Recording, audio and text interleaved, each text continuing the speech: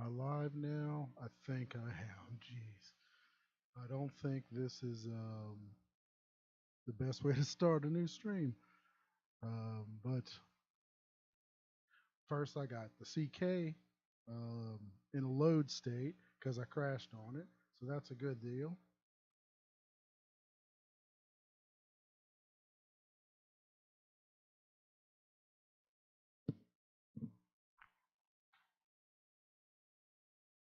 Let me know if I'm doubling or if my audio is bad or whatever. If anybody is watching, probably not. So let me do this first. Let me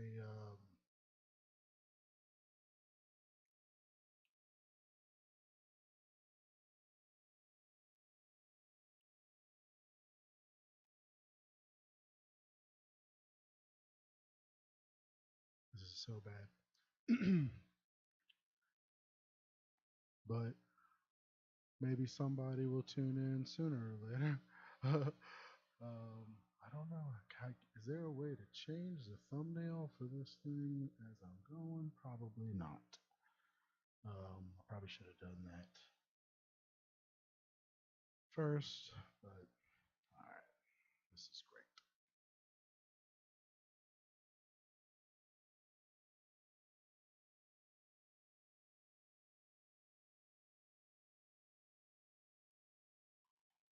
Doing some Discord stuff while this loads.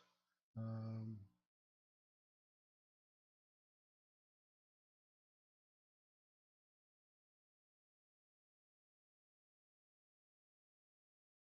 all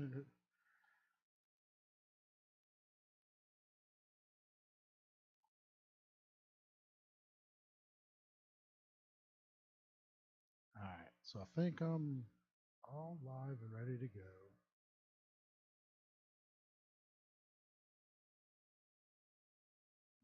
Let's get rid of some stuff.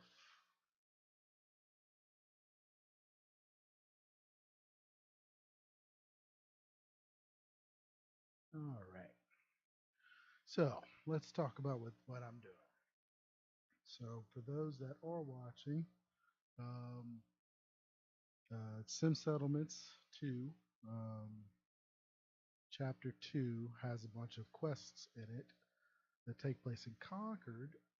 And one of the main ones, I guess, is revolves around Caleb. And so what we have, sorry, doing too many things. So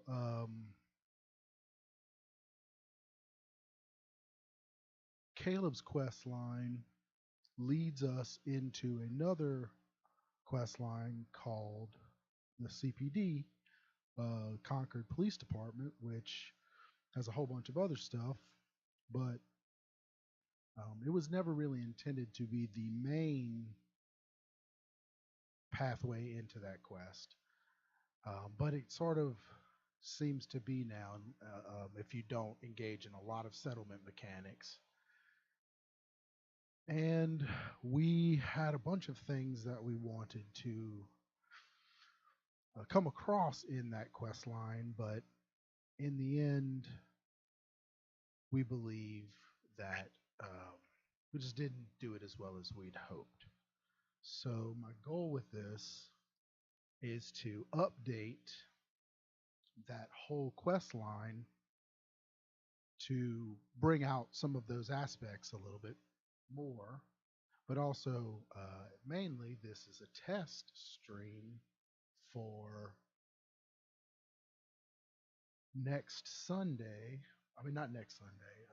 Yeah, the 28th, May 28th, where I will be joining in with King Gath and Cobus, who is on our team, and a bunch of other modders who we all have been um, enjoying content from and watching for years. People like Gopher and Eleonora and stuff like that. So it's going to be kind of crazy. And Niher's going to be doing some stuff too, but I'm sort of in the background, just going to be doing some implementation. But excuse Excuse me, I'll be doing that a lot, I guess. Um, so I needed to sort of do a trial run, and I figured I wanted to do something that was SS2 relevant. I literally stopped working on Chapter 3 a few hours ago and sent some stuff off to Kingath and loaded up, started loading this stuff up so I can work on stream because I wanted something that would be beneficial um, to the mod as well. So that's kind of where this came from. So the goal for this particular run is the first quest in Caleb's quest line, where I'm going to add in some new options. One of the complaints about Caleb's quest line is in order to engage in it, you can feel like you have to be a hitman or killer. And we wanted to give a couple of options that are different than that, but also one of the major parts of the whole quest line revolves around this thing where um, Caleb's spoilers for Caleb's quest line if you're watching me implement stuff, but where Caleb um, Caleb's wife is gone and he's asking you to find his wife and bring her back. Sorry. And that currently, if you play the mod, it involves you just going find these different people, and if you get close enough to them, you get in a fight with them, and only till you get to the third one do you does he go into bleed out, and you have a conversation with him, and then you find out there's a little bit more to what's going on, and it leads you back to Concord, and then you talk to Edmund, and he sort of tells you what's really going on. If you charisma check him, and if you don't charisma check him, there's some more quest stuff that he wants you, that he gets you to do, some little tasks that you do for him, and you find out that he sort of helps people take care of things that they want to take care of discreetly, in and amongst his congregation, right?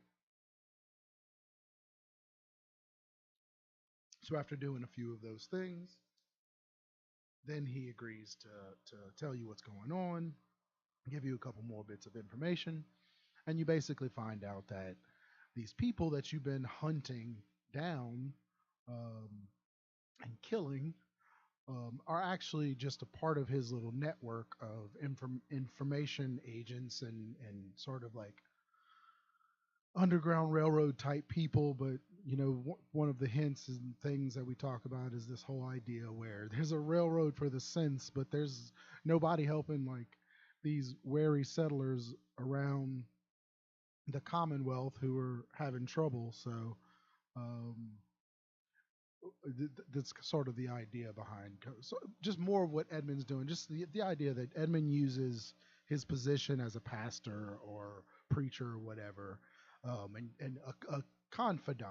To taking people's confessions. He knows everything about everyone, and we sort of imply that with the quest line that it, he uses that to his advantage in more than one occasion. So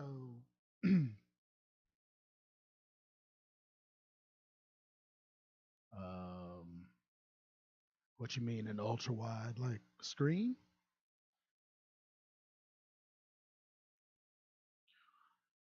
Um, like 16 by 9, is that what you're talking about? Like ultra wide?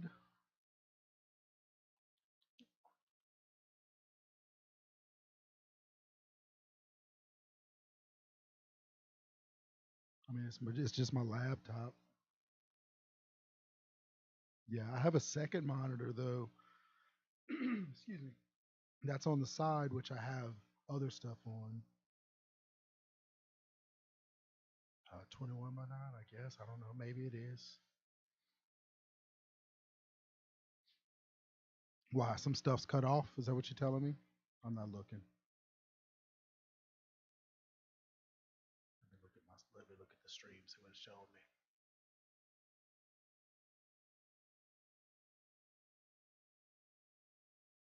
Microphone looks okay.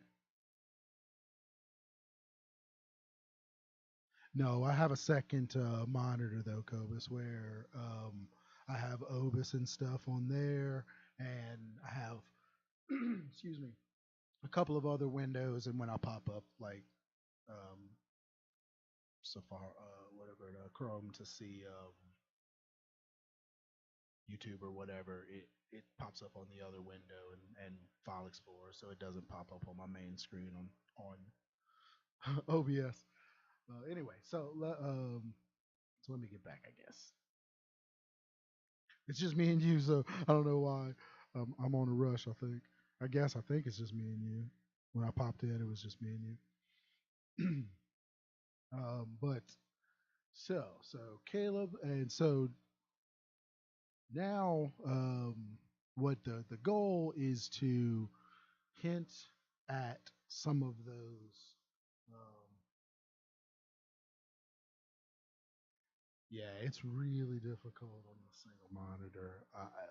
One is like starting OBS and then just shutting it down or whatever. Even if you can just like run a TV as your second monitor if you have it. Um, yeah, I will. I'm still gonna answer your questions if you ask me anything about what's going on. It is just me and you up in there. And once I start getting into stuff, people will join in. I mean, one of the issues right now is I'm waiting on CK to load, which takes forever. And the problem was, so like at a little bit after 5 o'clock, I stopped, saved all my stuff for what I'm working on in chapter 3, zipped it up, sent it over to King Gath, then tried loaded over this plugin, and 20 minutes into it, CK froze, crashed on me, and ended up. I restarted everything, got it going, and started loading it up. Got it loaded, and waited for the countdown for the stream. Watched it tick away, and here we are waiting for it to pop up again. It says not responding, but it's definitely responding. Eventually, it will pop up. This happens occasionally. Chapter 2 takes a long time to load. Does takes a long time to update anything. It's just got so much stuff in it. So it says 83% loading files right now. So I mean, it's definitely going, but it just takes, as I say, yep, bum. So, all right. So, Caleb stuff. So, the goal of everything, what we're doing for this is to sort of bring out some of those aspects more um, into the forefront as you go along and give you opportunities to feel more like you're taking part in sort of like an introductory police case, since this is a pathway into CPD more often than not. Um, like there is the other pathway to CPD is actually pretty quick. It's just getting 30 residential plots to build. So if you just start tagging away city plans, if you go Minutemen route, Shandy will run up to you very quick, and you'll have to deal with him real soon. So get yourself some Nuka Cola, or at least 5 caps. You know what I'm saying? Carry around 5 caps at all times. But the other pathway, if you don't trigger it that way, is after you finish Caleb's quest line, regardless of which way you go, he tells you to, hey, you should go check out these people in South Boston.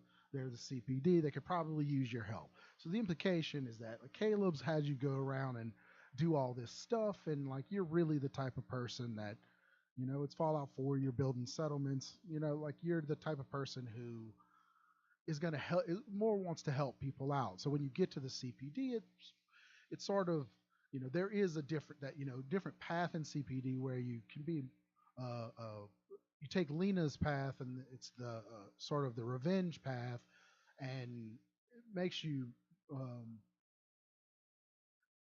kill gunners more. But it really, both quest lines are essentially the same thing. Just more people die if you go with Lena. Full spoilers for CPD as well. Full spoilers for anything SS2 Chapter 2 related. I won't say anything about Chapter 3 at all. Besides, what people, I guess, already know if anybody pops in and asks questions. Um, but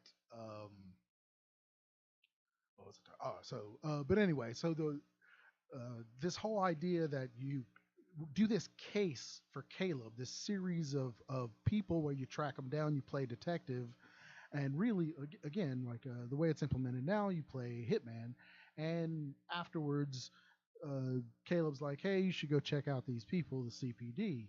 And so, like, if you're engaging in the our quest line, and you don't really build up your settlements really fast, and you get through um, SS2's Chapter 1 quest line, and you trigger Edmund and you talk to him, and then you start doing all of the Conquered quests, they kind of also trigger each other rather than time. And you'll talk to Caleb and you'll get CPD that way. So many people seem to take that path, and it's sort of gotten a reputation as that pathway to Caleb.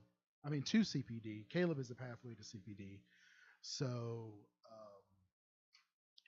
for this, um, updating it, what we'd like to do and make happen is you to feel more like you have the choice to investigate and find some stuff out, and then talk to these people before you make the choice to kill them. If you end up making the choice to kill them, but that way, really, by that way, by the time you get to Caleb, you have more information.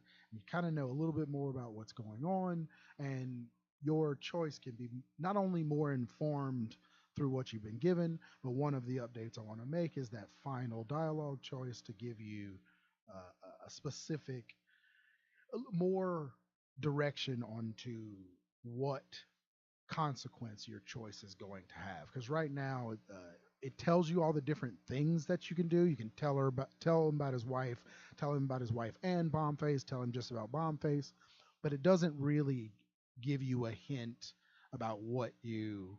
And even myself, when I play it, I have to save spam and be like, is that the one I want? No, that's not the one I want this playthrough. So I want to give players a better choice in the end to know what their consequence is going to lead to. And that way you can run off with Caleb and go do the final fight if you want, or you can just tell him, about his wife and the truth about what's going on. And that actually kind of, he realizes like, oh shoot, I didn't know that she ran off on her own. Um, so that's the goal for what I'm doing with this, specifically this go round. I'm attempting to update Hunt 1 in particular, which is Caleb's first quest, which I've already done some work before this. So we have a new scene with Boris, um, where you talk, and full spoilers, I voice Boris Kovis, my audition for you as a voice actor. And I'm also gonna do a voice for Knife Point, which is gonna be a different voice. I haven't come up with it yet. But then, like, once it's all finished and implemented, we'll look at it and figure out if we want to keep them or replace them or whatnot. But I had this idea for the voice in the first place to do before when I started thinking about this. Some of the stuff I'm doing in chapter 3 reminding me of this, and I watched some reviews and some people pointed out the Caleb quest line. So excuse me, that's what got me started on updating this, and I kind of had this idea of like, well, what can I do with Boris instead? And that came up with this scene, and then I pulled up the twine and started writing the scene, and then I came up with a voice, so I implemented the scene the actual scenes in the CK and got the lines and recorded them and stuff like that. So I mean, it's a full on, if you're Silver Shroud, you can do stuff.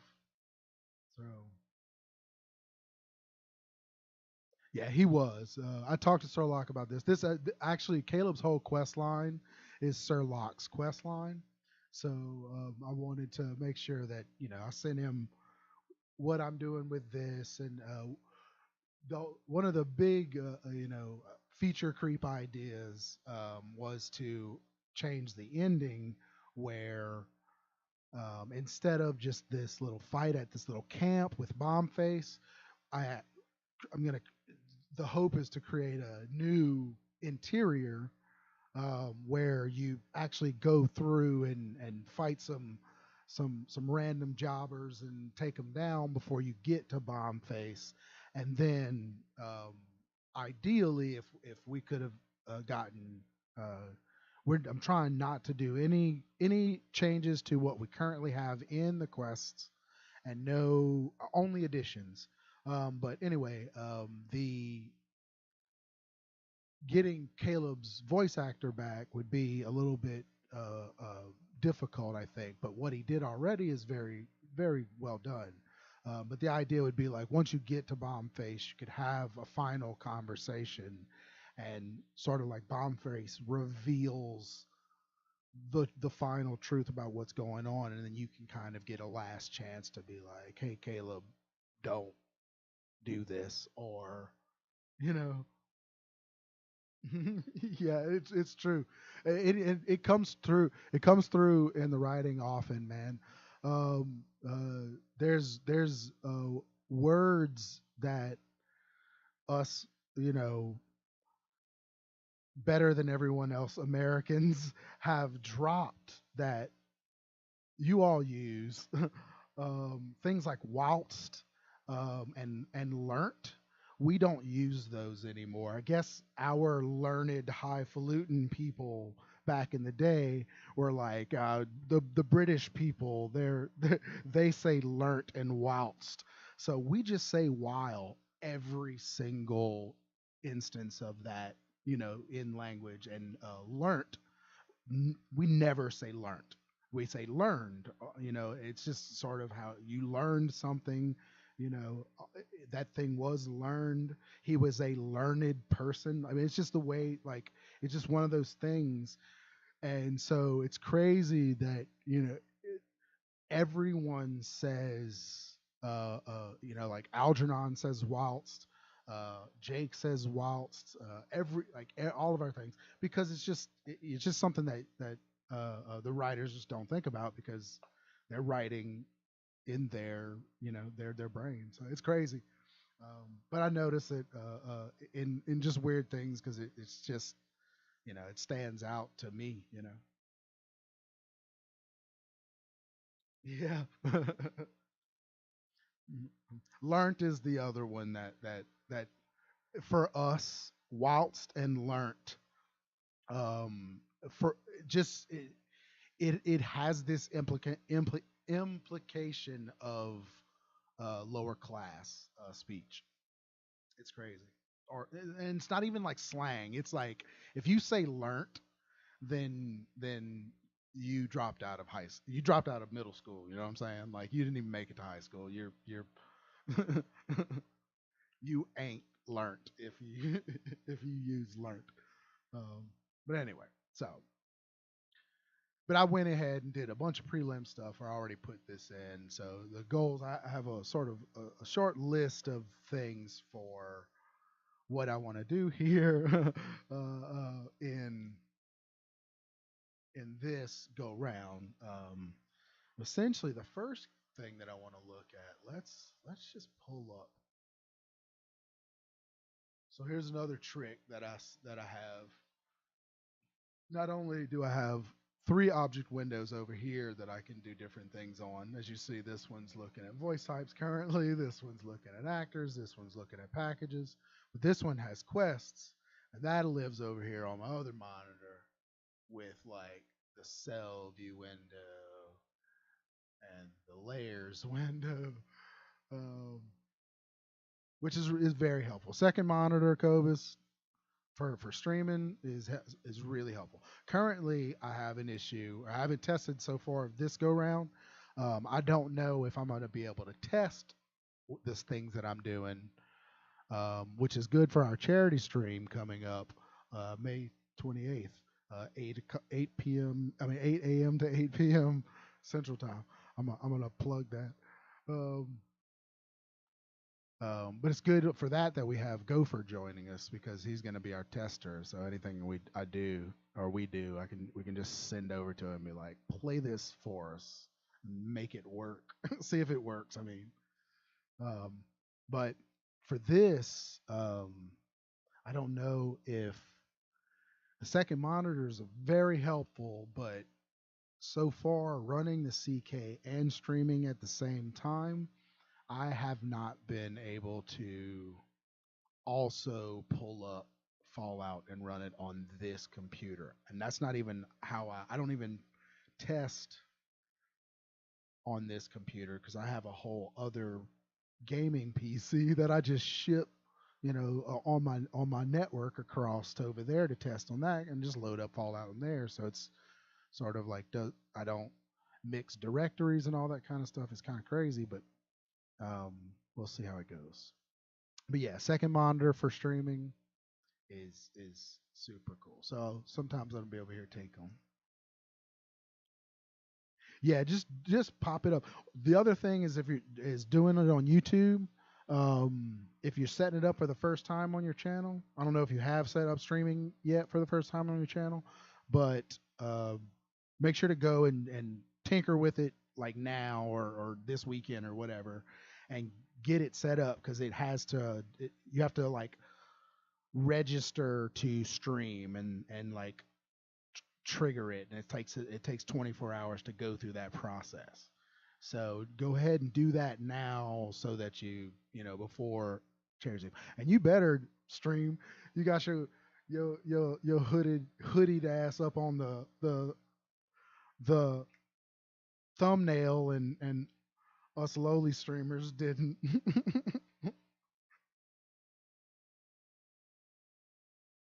But yeah, definitely get your trigger it up and do a test stream like I'm doing this. I'll probably do another one next week too. I'll probably keep streaming until I finish what I want to do with the Caleb thing, and ideally, I'd like to stream playing too, eventually. But I don't ever play the game because I keep working on the game. But eventually, I need to play the game once we do chapter 3. But I want to do a whole new. Yeah, it's I mean, select people were put on there. It's no big deal. No, I'm not. I'm literally just. I'm just giving you shit about it. Um, I love the thumbnail. It looks so awesome. You know what I'm saying? Especially go for peeking out behind the sign. It's so awesome. Um, but yeah, like I said, but streaming, playing like I want to make a whole new load order and stuff before and really go through chapter 1, chapter 2, and chapter 3 now that I know more about the mechanics of everything and how to play and use our different stuff, and it's kind of weird. Like the first time I played it, years ago when chapter 1 first came out, I knew nothing about our mechanics. So some of my city plans I had were all broken and all sorts of stuff. But now I know, you know, how all the things work and the best way to kind of go about stuff. So playing will be a whole lot different, you know. And then even when chapter 2 came out, I played I continued that same save and got to the point to where I had HQ and just didn't have stuff going very well in HQ. So that I ended up killing that game and started another one last year. Played through the content and finally made it through all of our chapter 2 so that I could legitimately see the ending because I had never done it. Because Kingath did the last 5. That's my dog, everybody. Welcome LC to the stream. Um, that might happen occasionally. He growls at himself and chases his tail sometimes. And he doesn't like himself scratching himself. He gets mad at himself. So um, when he scratches, sometimes he does that. Wow. And he's literally like all soft and fluffy right now because I gave him a bath like 2 hours ago. So that's probably why he's scratching. Don't make me look bad, dude, on stream. Yeah, bork. But that was a loud bork too. Um, but anyway, so yeah, so I played through uh, chapter 2, but to see the ending because I worked on every every quest in chapter in SS2 C2 up until main quest 23 through 27. So all of 15 through 22 CPD, and then Nightingales and Concord. Stop it, dude. And then I didn't implement the last stuff because that was all HQ stuff that was mechanic stuff that tutorial things is what Kingath does for that one, and then what he's working some of the stuff he's working on currently for chapter 3. Um, while I work on quest stuff with Jake and company. And dude,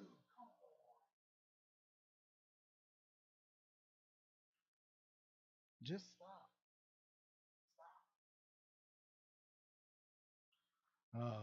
So um, I hadn't I knew all the stuff that was happening at HQ, but I had never actually seen or played through the conversation with Jake about his daughter, making the recording for his daughter, um, and getting the last call with the gunners. I had never engaged with that and seen the I love the little like cinematic camera move that goes out of GNN and looks over the Commonwealth. It's all awesome, and so I finally got to see that, and now I haven't really played much of it since. So I have like an HU just sitting, and I'll probably like rebuild a whole new load order and start afresh with a whole new character and do a whole new thing.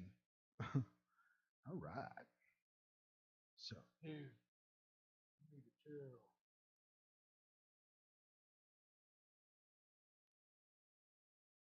You're gonna go in the other room is what's gonna happen. You'll hear me say knock it off often, and that'll be towards that dude, the dog. All right, so first thing I want to do is I don't know, I guess I should talk more. Yeah, man. Go my lone viewer currently. I guess I don't know. I haven't checked. Do I have any more people watching? Or is it just you still? Oh, two people. Two people. Who else is here? Say hi.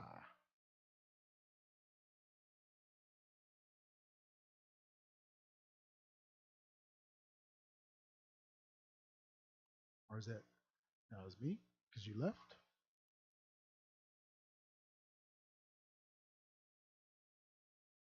All right. So now I can just work.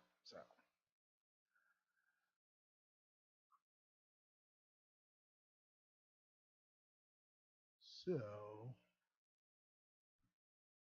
one of the main things that's weird about Caleb when you first meet him is that you walk into his place and he is checking out a body.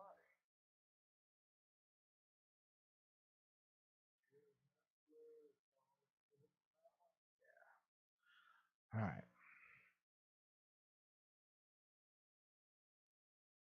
Let's freeze all other layers. So I'm gonna operate on this stream assuming that I am not really teaching CK class. That's that's a King Gath department. um, but if you happen to tune in and ask me some questions in particular, I'll try to answer them. But I'm not that as knowledgeable on those things, so I'll try to describe what I'm doing and why I'm doing it. But mostly, I'm gonna just do stuff. Let me make sure that's all my layers I'm looking at. Everybody else is frozen. So these first two, I want any FX.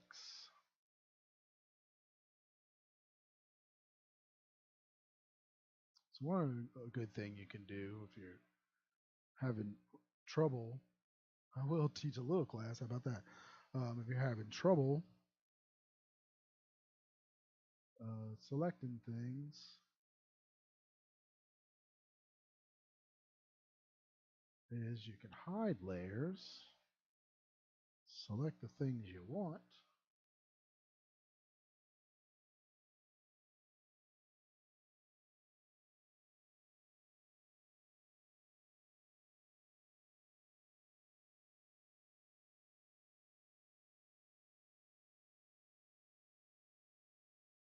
and move them out. You know what I mean?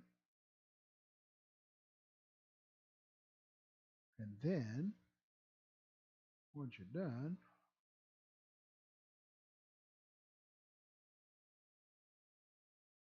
just go back, show all layers. I'm sure there's a hotkey for both of those.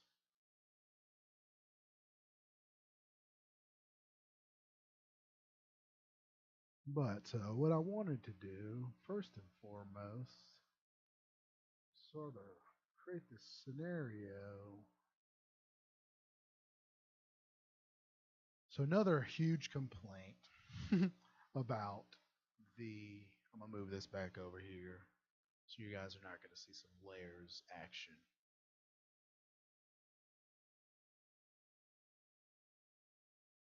But one of the issues of the Caleb quest line revolved around the setting of timers. This idea that you talk to Caleb and then you um,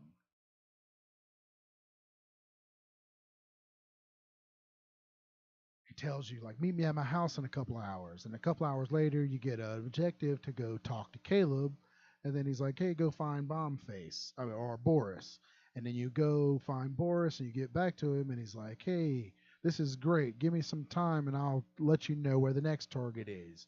And then you wait 6 hours and you come back to Caleb and he's like, cool, that's what's up. And so that's another part of this upgrade is we want to take out some of those weird things. Initially, when Concord was sort of all the different Concord quests sort of originally were designed, I guess, there was this level of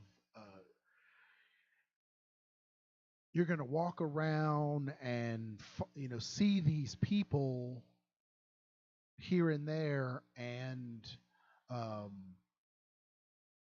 these new people are going to show up, and With our world repop system, it's just a door and a random conquered settler walking around. And the whole thing with these quest lines is sort of to introduce that mechanic and concept was we gave these series of quests that are not actually interconnected. Some of the quests do use some of the same actors, but the quest just sort of like one quest, then the next one sort of happens. And the idea is, as these people start showing up, of course, they have things that you can help them with and whatnot. And when we initially set it up, it was this idea of some of the people like run up and meet you, like Elias does. When Edmund first shows up, when you walk in the church, his little first scene sort of automatically triggers. So as you approach these people, they just talk to you. And Caleb was originally set up that way, where he's just leaning out by the bus stop. You walk past him and he's like, "Hey, you're that dude that I've been hearing about. I got this thing I want you to help me with. Won't you come by my house when you got some time?" And then it was, he was just hanging. He was, just hanging out by the the bus stop, and you just went about your business. But we realized two things. One is once we set up Edmund and implemented the notice board, which is the sort of pathway into all the Conquered quests. The first, when you first get the notice board objective and you go check it, that leads you to the first quest, which is Brannigan. And once you finish Brannigan, like over time, even if you don't do Brannigan's quest, other quests pop up on that notice board, and when you click them, they direct you to the person. And so once we had all that implemented, it sort of became this weird thing where playing Caleb's quest, you go get the notice board and it's like, go check out this new guy hanging out in Concord, and you go talk to him and he's like, "Hey, you're that guy I heard about. I got this thing I want you to help me with. Won't you come by my house a couple hours later?" And then you're like, "Yeah, I just got the quest. I want to do the quest right now." So it became a really weird, odd thing for people with these timers that were initially set up, and we never went back and actually took out the timers and cleaned all that up. Chapter 2 has so much content in it that we sort of, like, once we got it all complete and playable, like going back and changing a lot of those things, not that it was out of the question, it's always been on the list, but lower on the list than fixing bugs and all those other things. So that's where hopefully this comes into play, and hopefully this inspires Kingath to do the same thing, where we go in and make some of these major changes that we would like to make um, benefit the mod itself, and so that whenever we release chapter 3 and further on, um, the final version of the mod becomes what we really like. So what I'm doing right now, first go round for Caleb, is moving his markers a little bit to where he's not. The first one is not inside. I want that to be a little bit more of a shocker a little bit later. So when you first when you first meet Caleb and you get to his house, there's, you find not only this body, but as you see other bodies and blood and stuff all up in this house. And these are actually vanilla bodies that are already in there. So they'll be gone if you don't engage with Caleb after whatever it is, 10 days in game, I think, people disable or something like that, like corpses disable, or maybe it's a month in game. I don't know. I know that those corpses do eventually go away if you give enough time. Um, and I think I referenced them and disabled them later. Maybe I can do that if I didn't. But I wanted to give more of an impression here that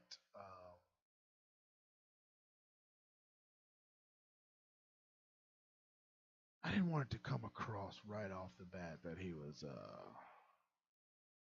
you know, this crazy person with a bunch of dead people all up in his house.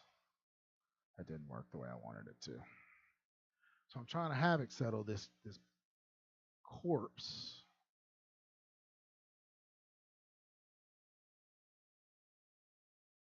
Is this a regular corpse or something even something? It's one of ours. No, this is a loot corpse.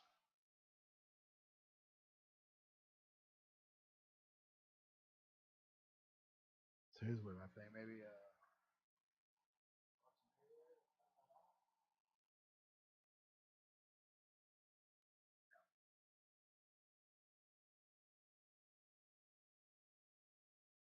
here's where my knowledge of the CK shows its ignorance. I might just delete this dude. That's what we doing. What we doing? Corpse.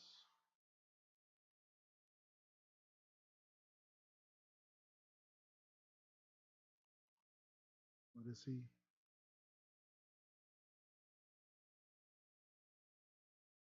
Loot corpse raider male.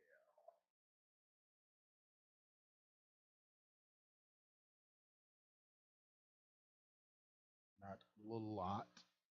Loot.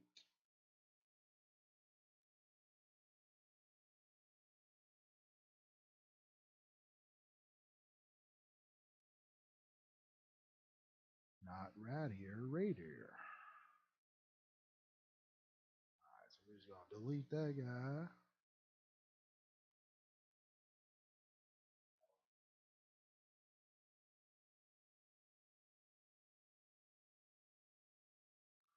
Man, why does this thing do what I want? Let's see. Oh,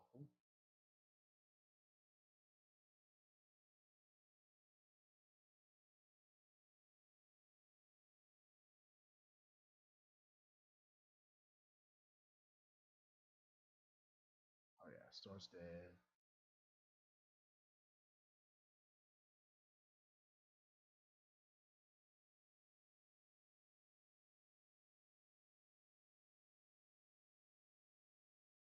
I'm so bad at this.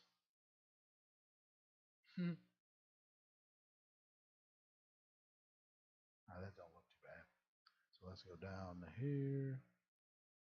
Bring it up like this. Bring it up like this. And now we have it. Drop for me. Ah, yeah, bro. All right, that looks better. All right, let's bring Caleb a little bit close to the edge. He's already on the edge, if you know what I'm saying. All right, so yeah. So the idea is to give him a little bit more. You know, when you talk to him, he's like, hey, so this guy, this is what's going on, my wife. That was another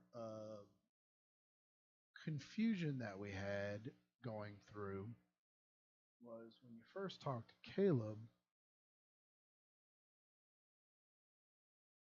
this is the whole scene, and he tells you, you know, this guy's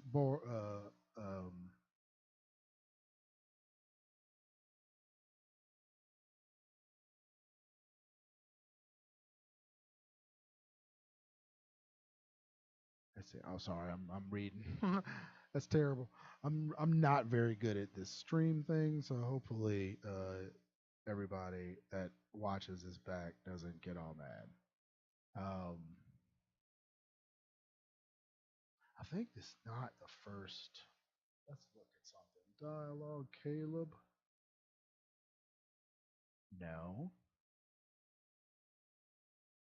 Right, good. You're here. Introduction, Caleb. That's the one I'm looking at. I needed to expand my stuff. All right, so you must be the vaulter everyone's been talking about. Name's Caleb Saunders. So he's just gonna run to this house after this, and now this happens when you get to his house. When you get here. So let me close this. So I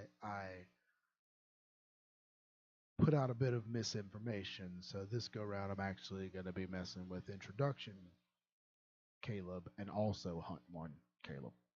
So now he goes to here, and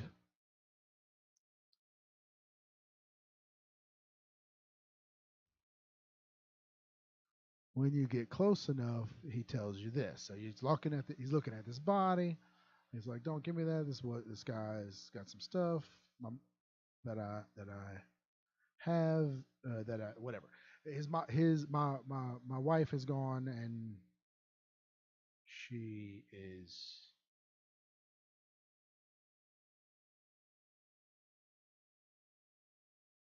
my wife is missing. And these people have taken her. Their leader is Bombface, and so currently, like I said, when you walk in this dude's house, he's got bodies sprawled about everywhere, blood splattered on the wall, and he's like, "Hey, I need you to go hunt this guy down for me. My wife was gone. He took my wife." And it's like, I don't know, bro. Like, I'm gonna hang back for a little while, if you know what I'm saying. So, um,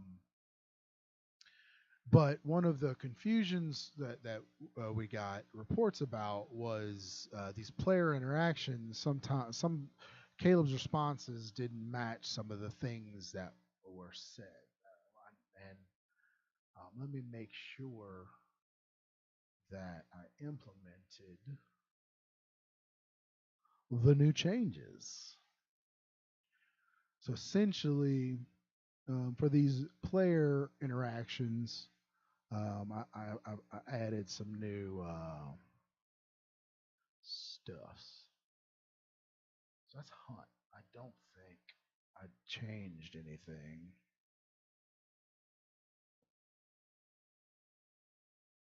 in this one.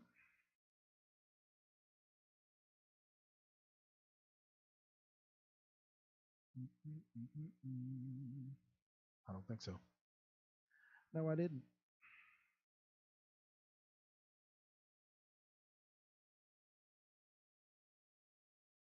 Yeah. All right. So I think that's good. That's good. Let's do SS2 C2.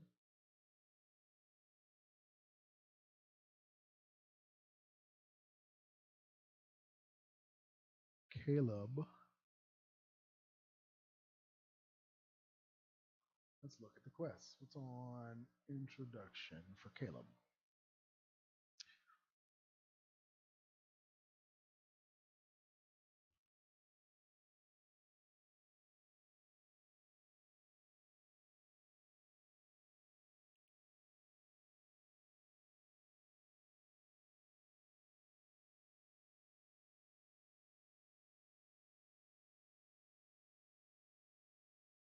Hmm.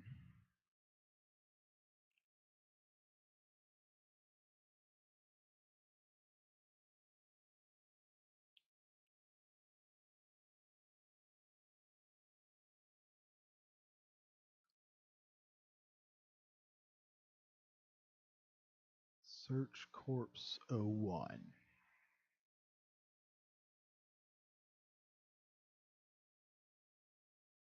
That's not the right one.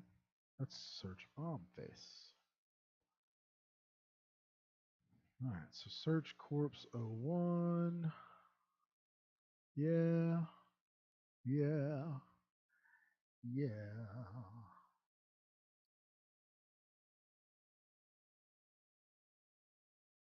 Yeah. So we're gonna flag that to be a run now. So Caleb, actually, we're gonna do a jog. So Caleb's gonna run over there. I think I need this trigger box up in this place too.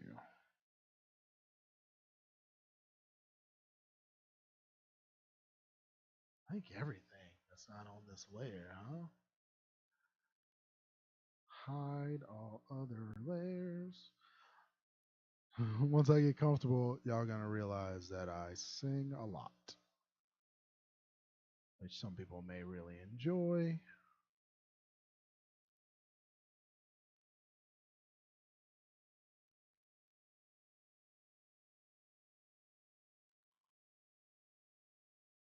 Some people may not. That rhymed too. All right, so let's show everything back.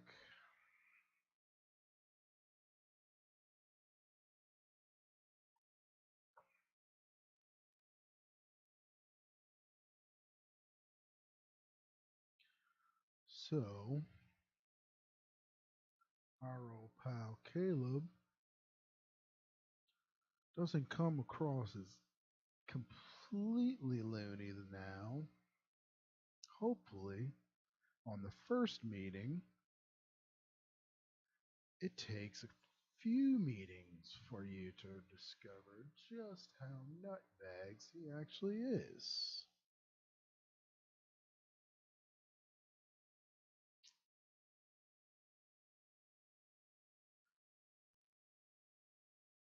Actually, he's not.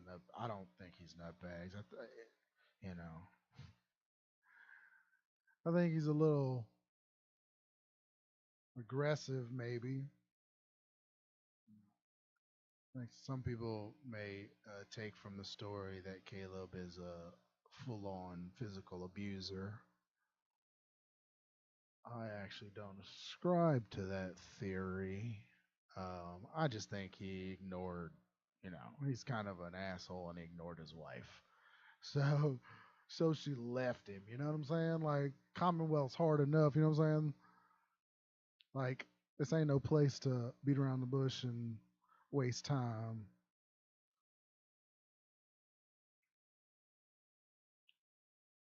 And we imply with Edmund that he's these people that show up sort of show up because of him. Not necessarily because of him, but because of the word that he put out. So all these people are sort of at least loosely associated with Edmund, if not, you know, intimately associated as a part of his quote unquote congregation. Something that he uh, you know, they show up at his church and they listen. And we see that, especially with all of our quote unquote conquered settlers. I don't know if Caleb goes to church. I don't think he does. Maybe he does. I don't know if he has I didn't do the AI packages, the general packages for Concord. But I know like Brannigan and all the hands and Dylan and Carnal and all these people like show up at and Elias and Ruby, they all go to the church. And so like the idea that these people were a part of his congregation, the last place they were. And Edmund was like, hey, I heard about this place that I'm going to. Let me check it out. If I send back word that it's a nice settlement, a place for you guys to show up, you should all come. And so of course if we assume that either Caleb or the wife was a part of the congregation, uh, it would be a safe bet to pick the wife. So, in all of this, as you go along, you realize that, once Edmund, you get all this information. Stop, dude.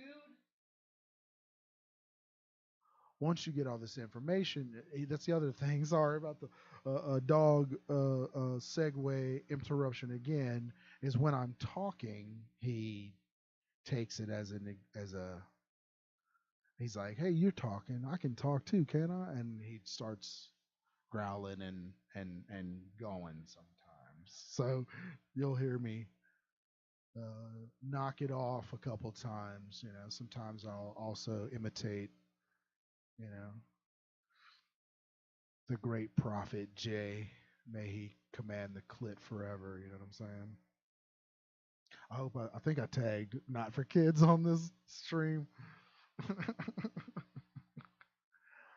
So I think move Caleb's stuff, the timer. All right, let's look at script numero uno. So that's going to be the introduction script.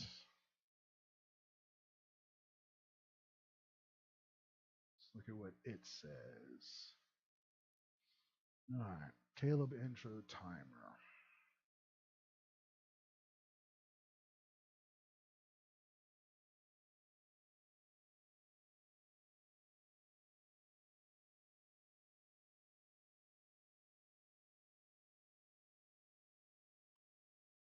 Game time 1. So that's like a whole hour in game.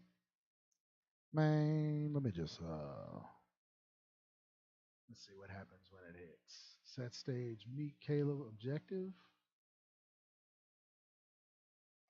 We're gonna do this for now. We're gonna comment,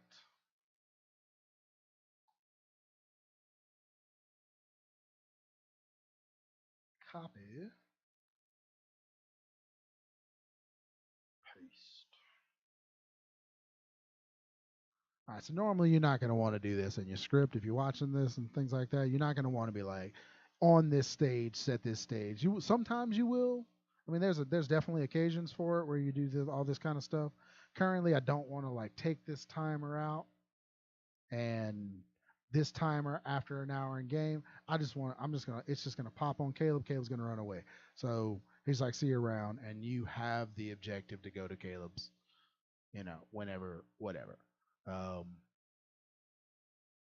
it should work, hopefully.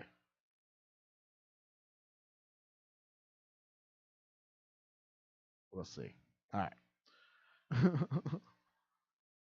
All right, so that's first quest altered. Compile this bad boy.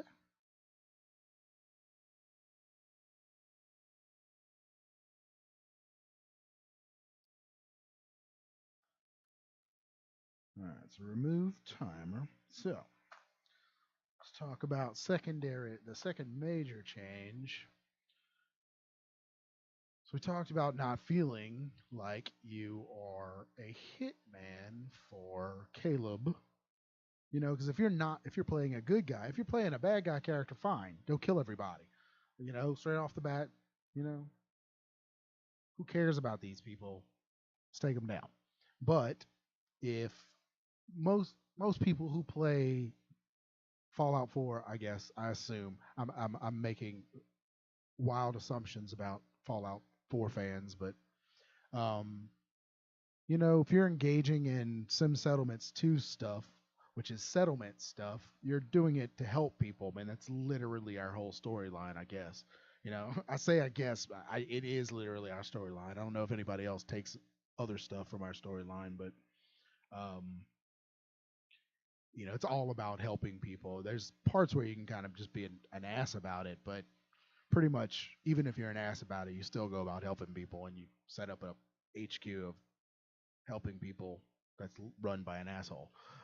But the old SS1 Conqueror stuff, eventually, hopefully, like King Gath always talks about, wanting to port that over. Maybe something like this will lead to something like that, where we can actually port that story over to SS2 type stuff. But something like that would be great for meeting Caleb and being like, "Hey, just go kill these people for me," and you're like, "Sure, bro." But most people currently want to help people, so one of the biggest changes especially for this first quest, is when you get the after you talk to Caleb, and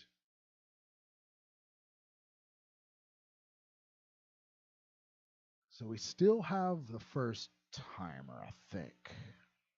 Let's see. So that's the first. I'm jumping. I'm double checking myself right there. So that's the first timer, which is the intro. It's an hour, and then after you talk to him, it starts hunt one.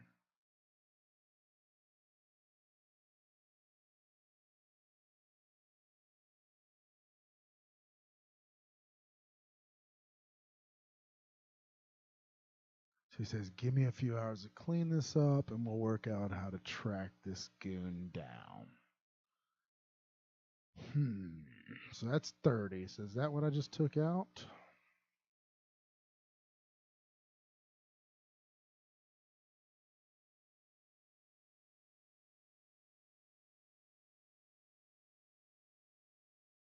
No,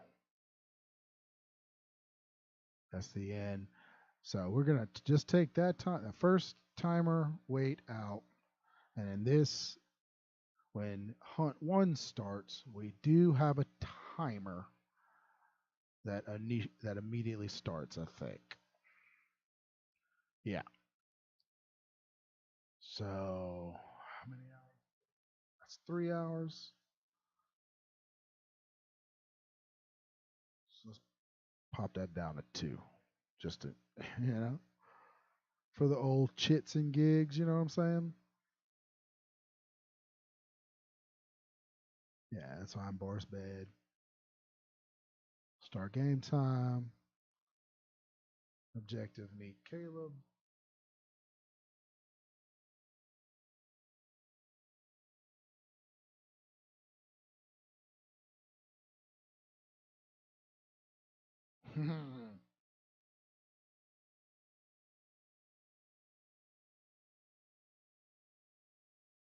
All right. So,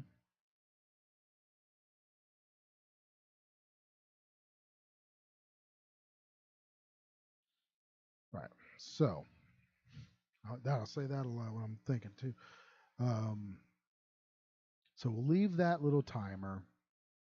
It's in the actual dialogue. That way, when you come back,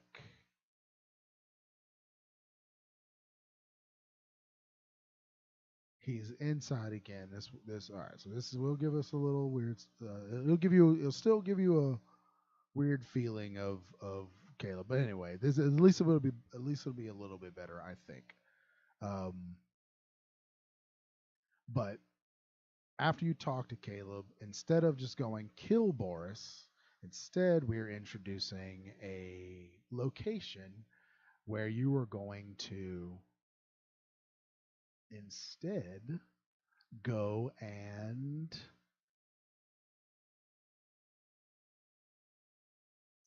search for clues about Boris at a new place um, called.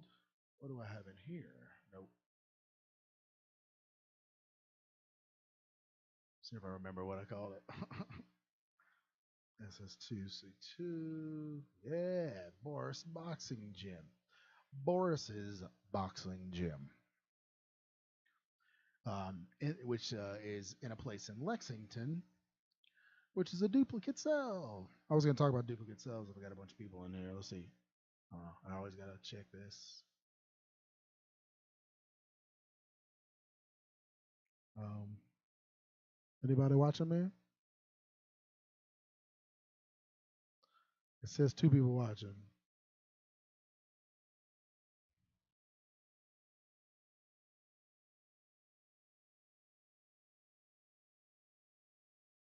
Um,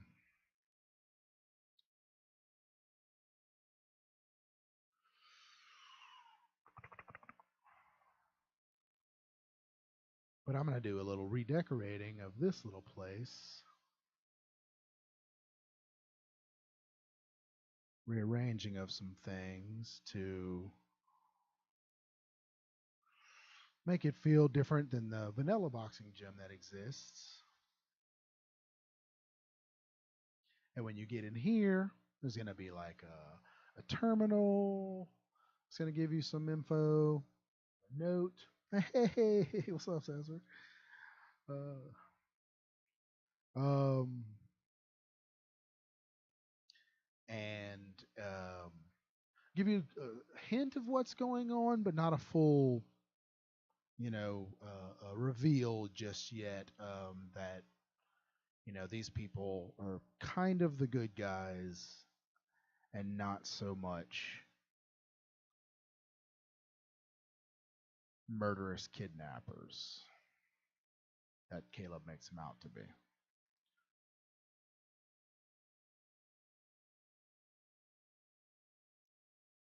I'm just kind of thinking about what I want to do with this place right now. I do want to make it an actual, like, sort of actual boxing gym,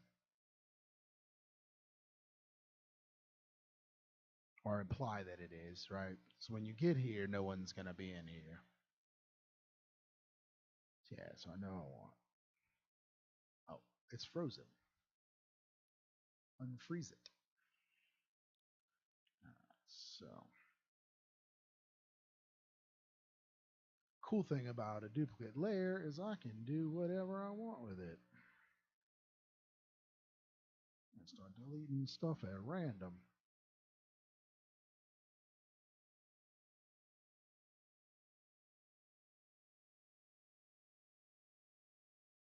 And also, there's another cool thing. Let's go. Go in here and go trash.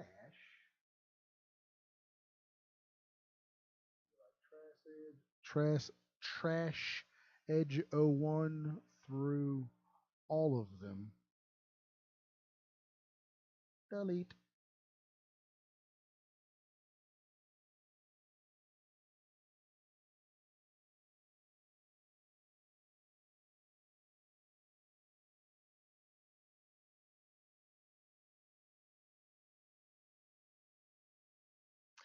It's not the same gym location. It is a duplicate of that gym location. I duplicated the cell and dropped it in Lexington in a space. So if I were to click this door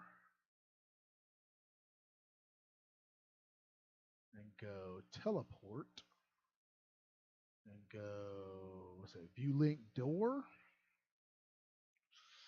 I can show you where we at. So basically, what happens now currently, in if you know, very familiar with Caleb's questline as you are, you say, he's like, hey, go get this guy Boris, and it's fine Boris, and Boris is up on the interstate, and the concept that I implied with those somewhat in the holotapes and whatnot, or knife point's whole thing is this idea that they are, that Bombface has Boris and Knife Point watching over these locations, and Boris is Lexington, Knife Points is near Jamaica Plain, all that kind of stuff, and they just keep tabs on the goings on that's happening around those locations and report back to Bombface, who reports up to Edmund. Um, Bombface's crew is this group of people who Caleb just has you go hunt down because he's searching for info on Bombface and using unfortunately using the network that the CPD set up and all that kind of stuff. He's able to find the information that he needs to find the location of these people and to send you to just go kill them right now. You know what I'm saying? The way we have it set up, which feels sort of weird and strange in certain ways. Um, if you're playing a good character, you know what I'm saying? Like, so with this upgrade, whatever we want to call it, I think I call it upgrade. Yeah, Caleb upgrade. Um, I wanted to give options for you to kind of make the choice. Yeah, you can still end up killing them. Even you can kill them straight up, snipe them from far away still if you want to. But now when you get close to them, it's going to trigger a conversation. And in that conversation, you're going to find out a little bit more with Boris. Yeah. Well, the idea is like, in order to engage with Caleb's questline, you have to be an assassin. And if you don't want to be an assassin, then you just leave Caleb alone. And that's not really what we would like. So I want to give this option to play through all of Caleb's quest line while still being an ultimate good guy. And so by the end, you'll have more choices, more information. And I did explain a little bit of this earlier, so but I'm sure it's, whatever. Um, and so now, instead of just going hunt Caleb down, you also can take part in what is an introduction into CPD and sort of your first case. You know what I'm saying? Like this idea of going to this location and searching for clues, and then when you get to the location, then you find out about Boris. There's going to be a terminal, and you read through his entries, and you're going to be like, oh, like there's something fishy happening here. And then that leads you'll find a note where Boris left in the gym for Knife Point, telling you that he's at the sniper's nest overlooking Lexington. So now that leads you, it makes more sense that this is where Boris's last known location was, and we just get the ultimate Bethesda quest line. We just give you a marker to Boris. It's like, hey, his last known location is right there. Somehow your Pit Boy knows right there. So it works a little bit better with the implication of his last known location is literally called Boris's boxing gym, and it's in Lexington. So it's like this guy Boris, who runs a boxing gym in Lexington, he's a part of this crew who took my wife. Go find out what's up. And you go there, and it makes more sense of getting clues that point you to the sniper's nest. Oh, that's up there on the interstate. That makes a little bit more sense. Now you're in a better scenario. Yeah, everyone, it is definitely an amazing device, but we wanted to make you feel a little bit better about the things you did. So now, again, like you've this case that you've been on, and now discovering, or as you go along, you discover more about what's actually happening with Caleb and his wife, and what she really did.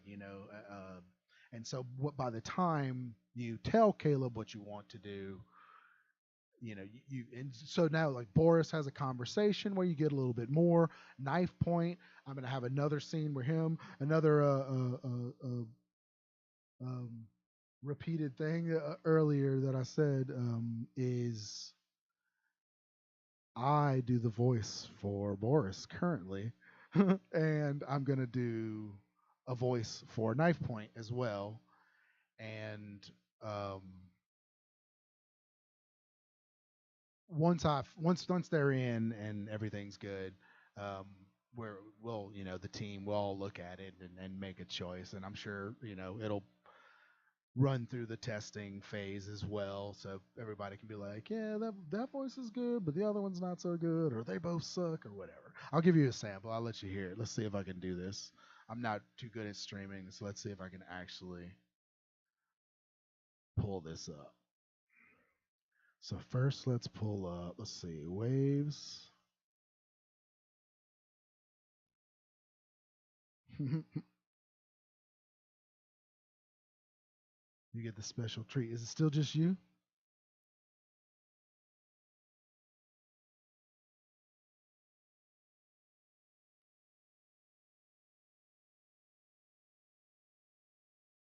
Let's see. Let's see. Let's see.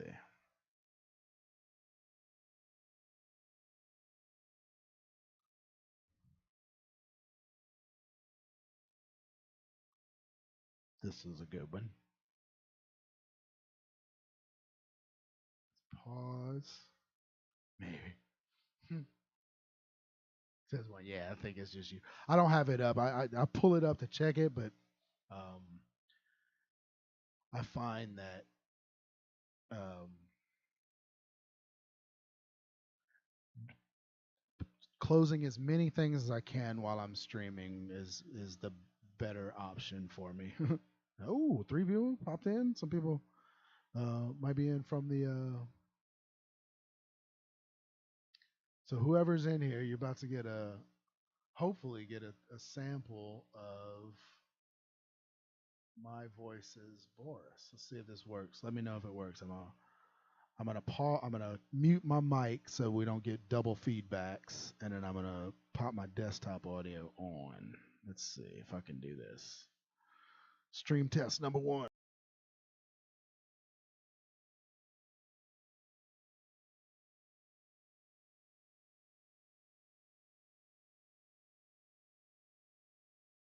Thing is, it's my job to worry about stuff.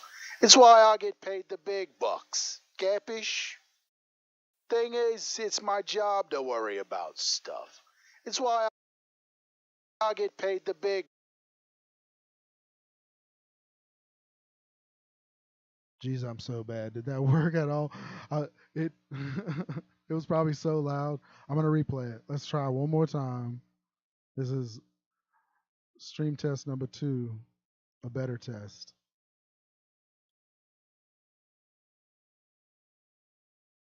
Thing is, it's my job to worry about stuff.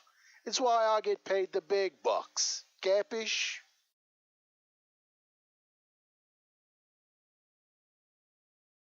Did that work?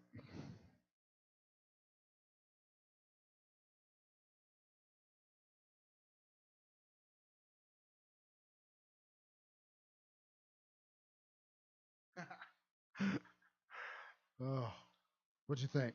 You like my voice? You like my Boris?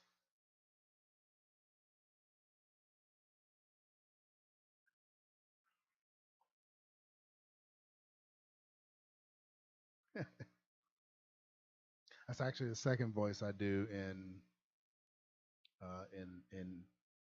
chapter 2. All right, let's go back to where I was. Let's recent sales, hopefully. Boris Boxing Gym. So currently, I'm gonna delete out some more of this trayish.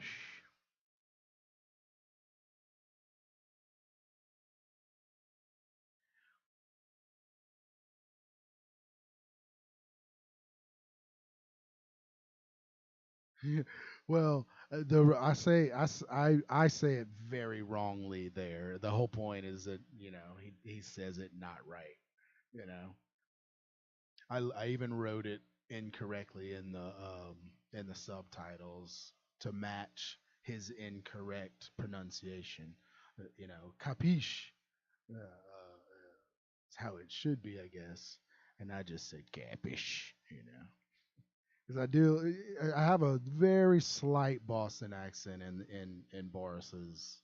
Some of the lines are like super Boston, but most of them I tried to keep it, but it's sort of my imitation of Sarik's Berman, and the implication is, they hang out, they probably hung out in the same areas, they from the same, type of thing. So that's kind of where it initially came from. And the capish thing, I don't know, it's this weird thing. It's sort of one of the things I do when I write is something happens and I go, oh, that sounds, I like that. And then all of a sudden it becomes sort of like a cornerstone around everything else that, the character that I pretty much am building or writing. And even though, that's, Boris is not technically my character, I did write the scene. So it's sort of, you know, this Boris is my, character.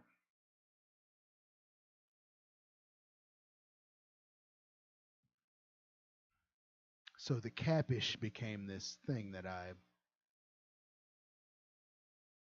repeat a few different times throughout the scene. only on specific instances though, like this that part itself. I think that line, I didn't even hear it. It's so dumb. I think that particular line was something around like, you see, it's my job to worry about things or something like that. And is that like, what is that? What is that? Rubble, debris. Let's do another one. Debris.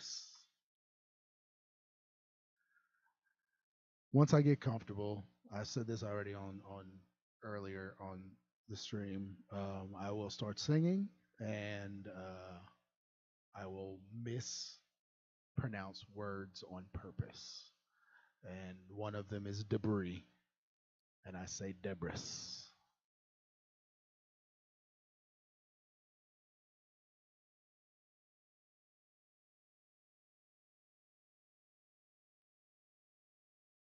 Delete.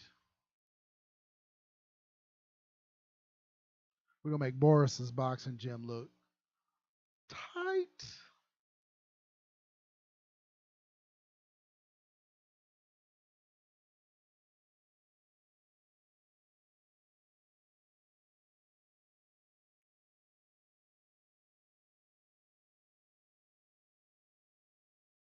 I want all this to be moved over.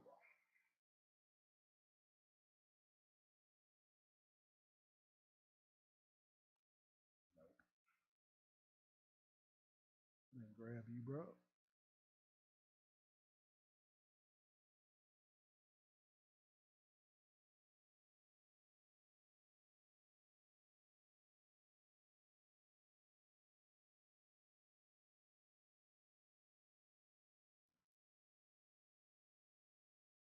It's like a corner man's shelf.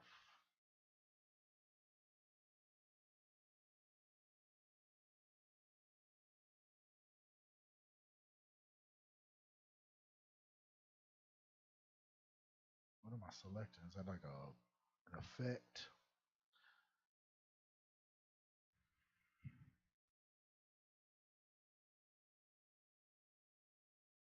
All right, so now I am decorating, which is probably not a very fun thing to watch on stream, but I guess you can see it.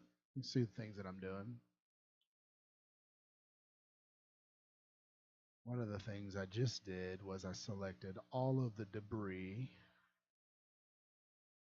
or again, what I call debris, and just deleted it. Got rid of it all. A little lopsided. Oh, where you going? Oh, I'm gonna get rid of all that. I'm moving all that anyway. So the idea again to make this, stand out. One is when you get in is you're gonna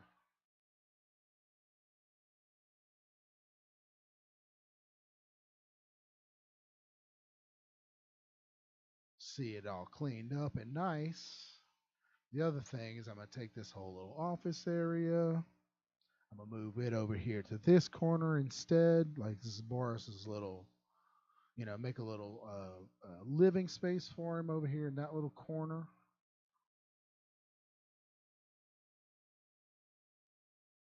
But also make I'm not going to do a whole lot. Basically,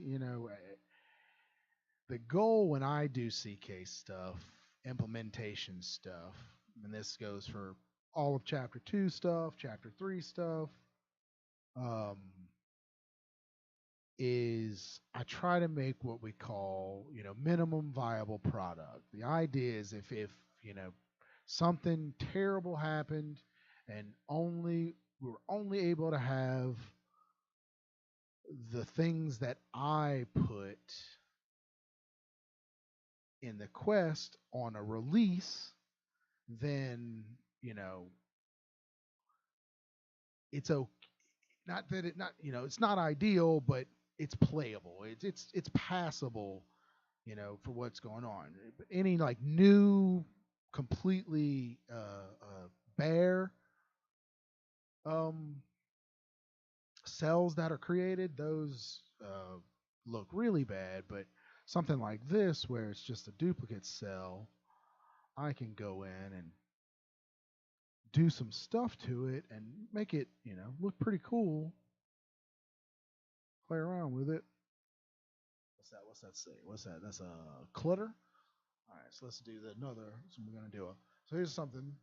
Maybe if you don't, we'll just put up here. We go clutter, and this is only do this in a duplicated cell.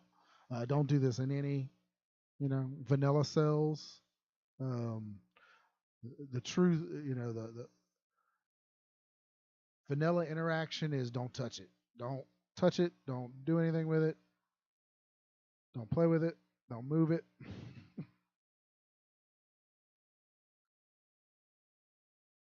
But when I duplicate the cell, now that's a whole different matter because it don't, you know, clutter, trash, debris. Let's see. Let's look pile. Do I have any more piles? No piles.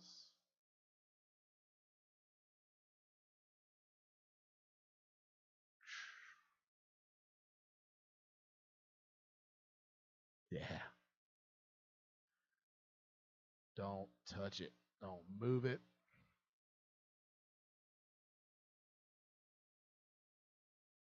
We even like, I've gotten to the point to where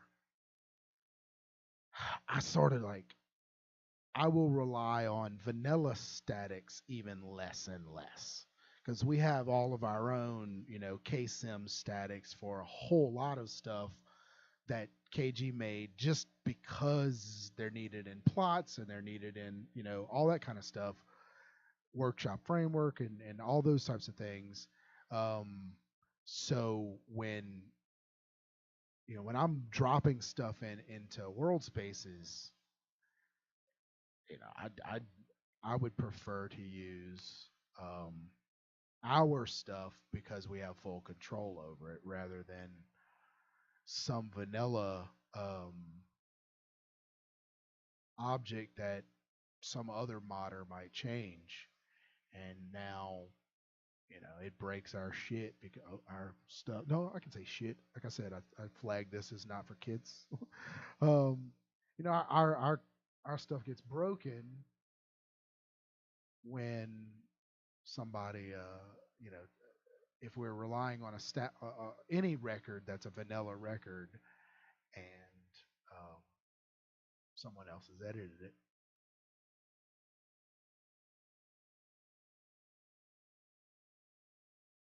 And I'm not the greatest CK editor itself, but what I was kind of saying before is for something like this, as long as I can get it to, you know, what we say minimum viable products, side of things, then um, then it it's playable, it looks good, it feels good, and then we can let some of the actual level designers on the team do some cool stuff. Whereas I'll just do these prelim bits. I'm gonna drop some mags up in those. Actually, I'm not. I'm gonna let somebody else do it, like I was just saying. But I can do things like this where I like, imply some stuff. That's not a good move. And that a way when uh, a level designer does get their hands on it,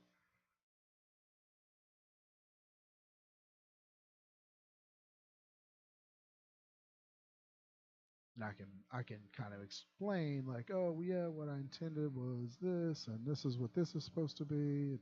Yeah, if you see like, the idea is that this is a working, you know, boxing ring,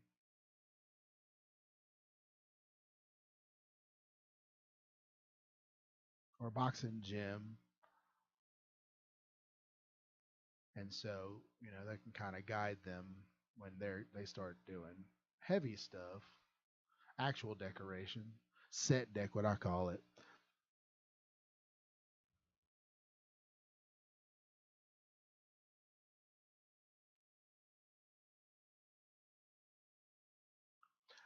I'm you know, a decade in film was my previous career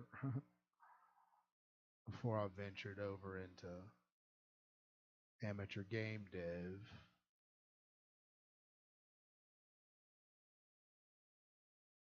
That's a lot of the terms that I refer to often are film related terms when I'm talking about our mod departments and stuff. When I finish, it goes to wardrobe and set deck, sound department. I guess sound department is still there and game dev as well, but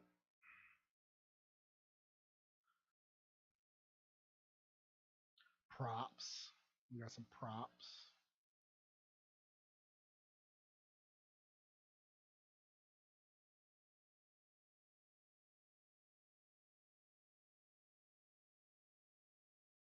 And that this guy's got some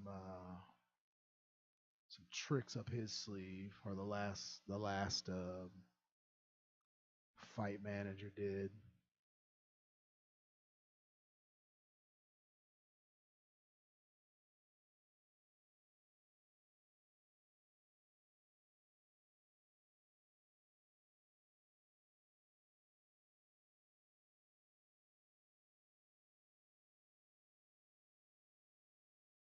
I don't know what I want to do with those yet.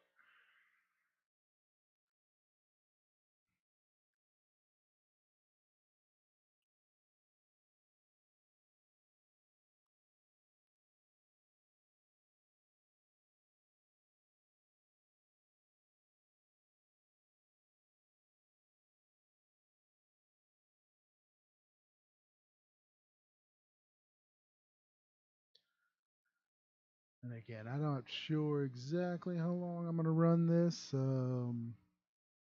I do have a small list of things. Right now, I'm on the second list, which is decorate, rearrange Boris's boxing gym, add terminals, notes, holotapes.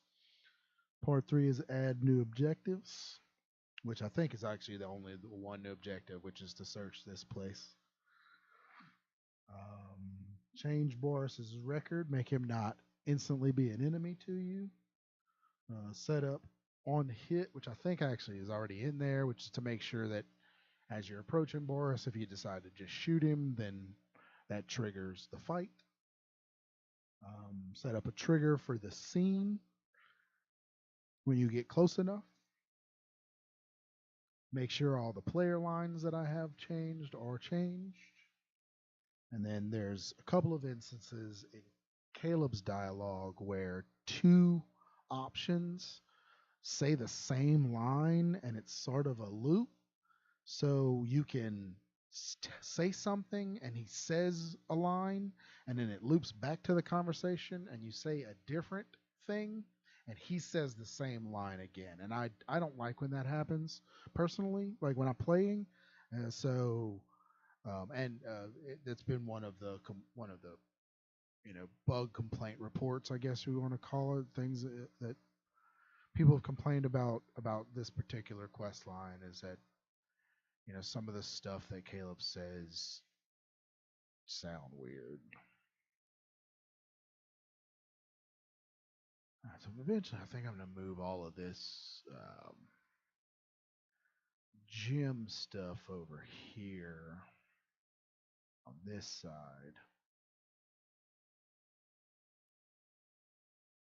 Yeah, it just always feels really, really strange where you like you just said that. Why?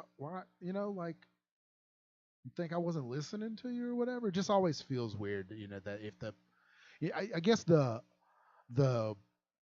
idea is, especially for Fallout 4 and the way that they have the dialogue choices set up, is it's implied that it's positive, negative, sarcastic, and questioning. But it's never, it can be anything. You can be, all good, all positive responses. We have a number of them where the negative response is really the neutral response, and the sarcastic response is like a funny response.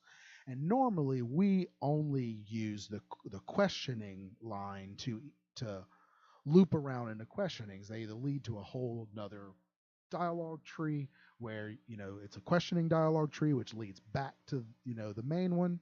But normally sarcastic is normally like just a response that also loops back, but it's just a cocky response. But oftentimes, especially in SS2 stuff, we have it where sarcastic responses just leads out into thing, or it becomes the sarcastic response, which would be the number three if you're PC, or I don't even know what Xbox is. I guess A B X Y. So like B, I think it is.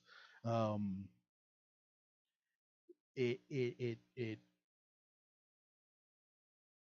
we have it as like, oftentimes it's like a third option. It's not sarcasm or anything like that. But those implications a lot of times is like, if you're not playing a character who would pick sarcasm, then you're not going to hear both of those lines. But everybody oftentimes just you talk to everybody and you want to hear everything they have to say, especially you know whatever role playing games, Fallout, like you talk to everybody, ask them everything. Yeah, I think it's A, B, and X and Y. And A is positive, B is negative, X would be sarcasm, and Y would be question. So it's bottom right is negative, bottom is positive, right is negative, left button is sarcasm, and then the top one is question, which I think is Y. It's like green, red, blue, and yellow is the buttons. It's weird. I don't even have an Xbox or play Xbox, but I see them all the time. Like, it's so dumb. I use a PlayStation controller on my PC, and a lot of games, even with the Steam linked to my PlayStation controller with PlayStation settings, in the game it will display Xbox buttons, and I'm just like, this is not right. I think Star Wars, the first one, Fallen Order, did that, and I was just like, I don't even know. That's not the right button, and I kept messing up.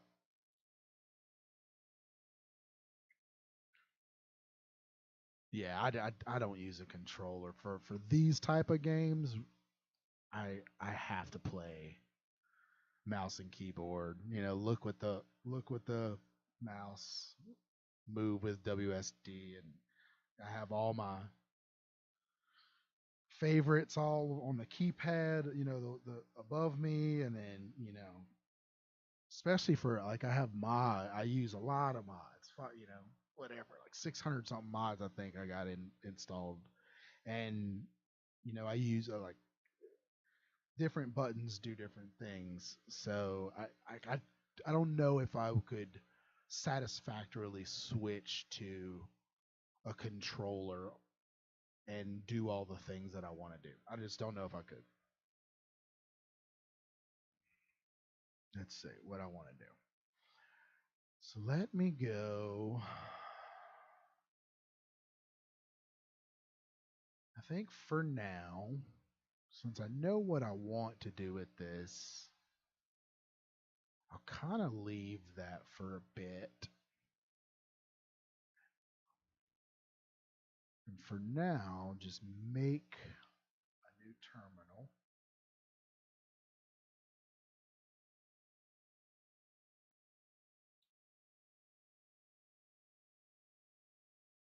The one thing I will admit, though, for using a controller on for streaming and stuff like that, is it's much smoother camera work, is what I'll call it.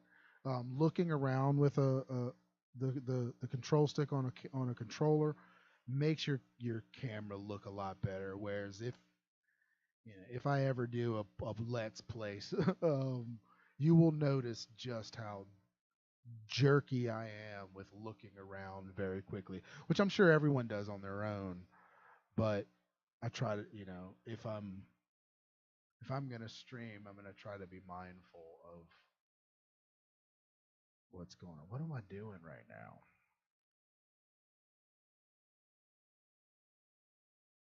Hmm.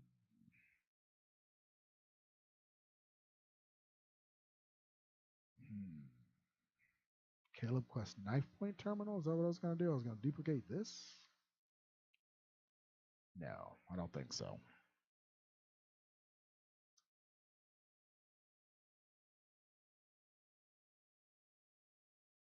Maybe so. Yeah, here's a little tidbit. Yeah, so we're gonna have a terminal in here, which is gonna be Boris's terminal, which will be like a novice hack, so you can hack it right off the bat, and um, essentially that'll have a couple of different entries that is going to let you know a little bit more about their organization, but not give away anything specific about um, Caleb's particular situation. The point, I guess, the goal that I haven't written any of these yet. The idea is there's this part.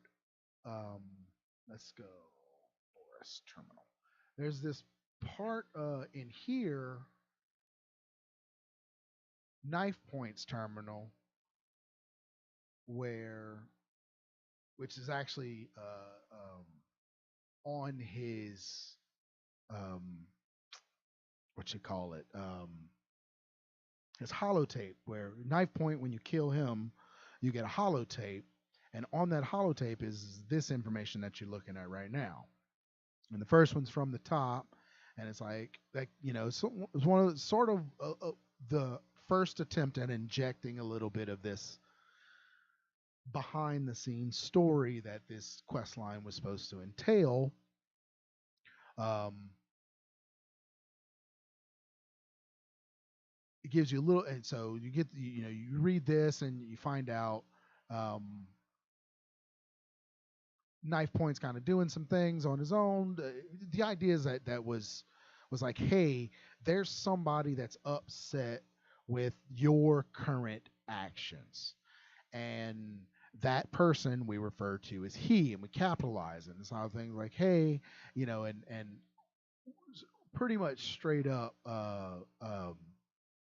right in this part, it's sort of like setting up that there's somebody in Concord, and also another like Easter egg call to the CPD stuff. So it's like one of those things where we had all these different quest lines going on. So we had the main quest, SS2 Chapter 2, and then we had all the Concord bits, and then we had the CPD bits, and then we had the Nightingale bits.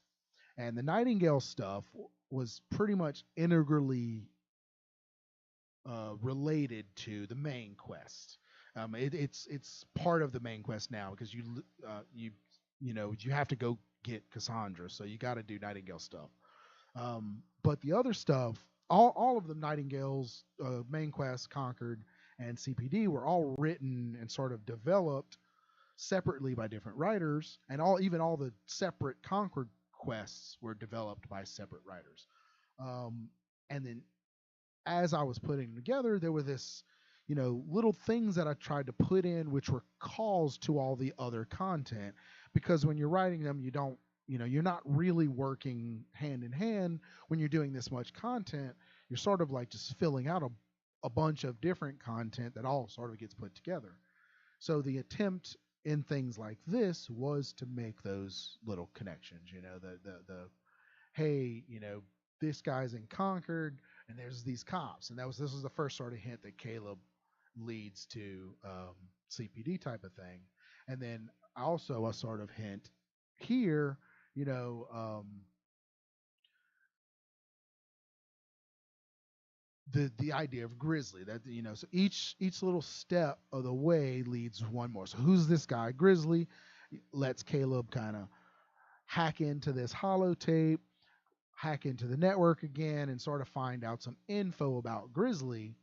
And the other thing that we had in play, which I don't know if it shows, it's in my images in my directory. I don't know if we ever got it into SS2 extended, but the idea, let me see if I can pull it up. The idea was, Caleb even mentions them, that there's these camping pictures, figuring out what the hell Evan's up to do and what. Yeah, so that's another thing that I want to do with this is like I said, as you go along, you're going to get more information of what's happening with Edmund. It's not that one. Where would that be? Materials? No.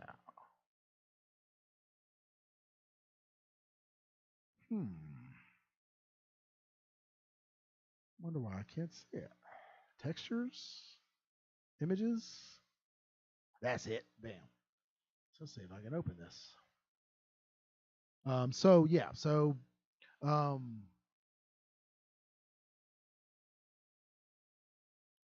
we're going to give you a little bit more information about what's. Yeah, so you've seen it. Oh, I guess you have that. So I think it is in extended.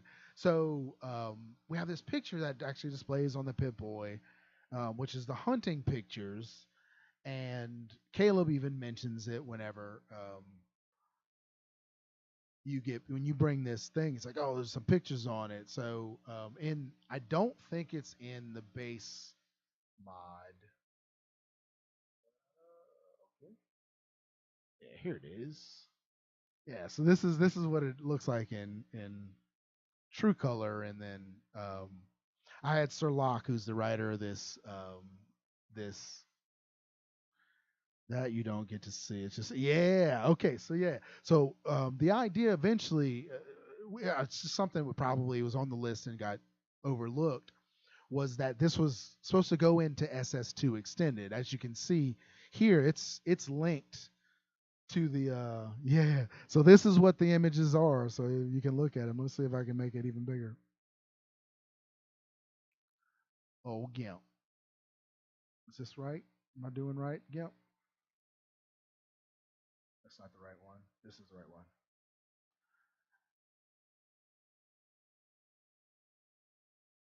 one. So I had Sir Locke, who's the writer, go in and decorate Boris and Knife Point, and even put the headgear on them of them camping. And so that was one of those areas where you're supposed to like get a realization of like these guys just are camping. They're just having fun. Like, these are not kidnappers and murderers. I mean, yeah, maybe murderers go kidnapping. I mean, maybe murderers go camping once in a while, but there's something going on here that's fishy. And so that was one of those things where you don't get to see the images, but Caleb says, like, there's just some pictures on here, some guys camping, and one of them's wearing a weird mask.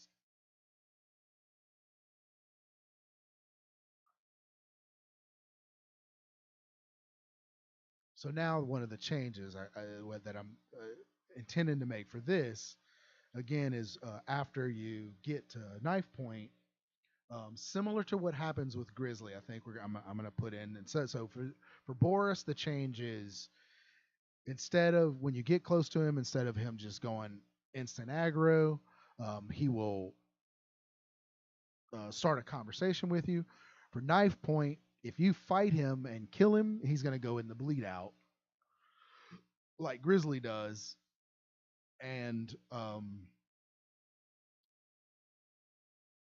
if not, he'll have a conversation with you. And for Grizzly, when you get close to him, I think I'm going to change it to where, again, you don't fight him. You just go up to him and talk to him. Because at that point, maybe I'll do some conditionals. I didn't really intend to change Grizzly's, quest line. It actually played out kind of fine, but at that point you're going to kill Grizzly, so that defeats the purpose of me trying to take away the assassin part. So I will have to change it. So maybe just when you get close to him, I'll set up some conditionals. If you killed both Boris and Knife Point, then when you get close to Grizzly, I'll just have you kill Grizzly and play it the same way as this, as it plays now, and then if you let both of them live, which is going to be an option now, um, when you get close to Grizzly, I'll just have you talk to Grizzly. So that'll be a nice change too. So, and then the other big change um, is if you do take the path to let Boris and Knife Point live and Grizzly live, and then go back and talk to Edmund. When you make the final decision with Caleb, if you still make the decision to go with Caleb to fight Bombface, Boris, Knife Point, and Grizzly will all be there with him to fight. Um, but it's sort of like the choice to go.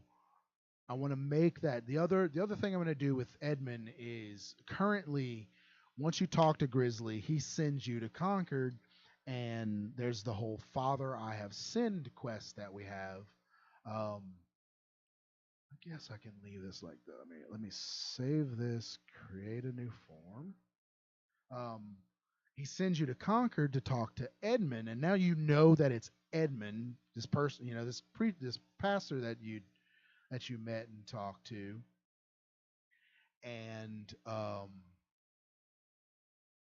currently it's set up where there's a charisma check, and if you pass the charisma check, then he just gives you the info, and then you go and talk to Caleb. And most people pop in a bunch of charisma anyway, because one, local leader gives you caravans and things like that, and just it's so passing Edmund's charisma check currently is not very difficult if you bank in charisma perk points, but and that lets you miss out on all the other stuff with Edmund that gives you more of a hint of what Edmund sort of uses his position to do. Sort of, he helps the people, but he also keeps tabs and information. And sometimes the implication is that he uses that information for nefarious purposes. Um, or hold sway over somebody or whatever, get somebody to do something for him, like he does with us. And so now, another major change that I'm going to make is when you finally finish with Grizzly and go actually talk to Edmund, the charisma check is going to be a very hard charisma check. You're going to have to be top level charisma to pass it, forcing more players to engage with the other content that's there, um, for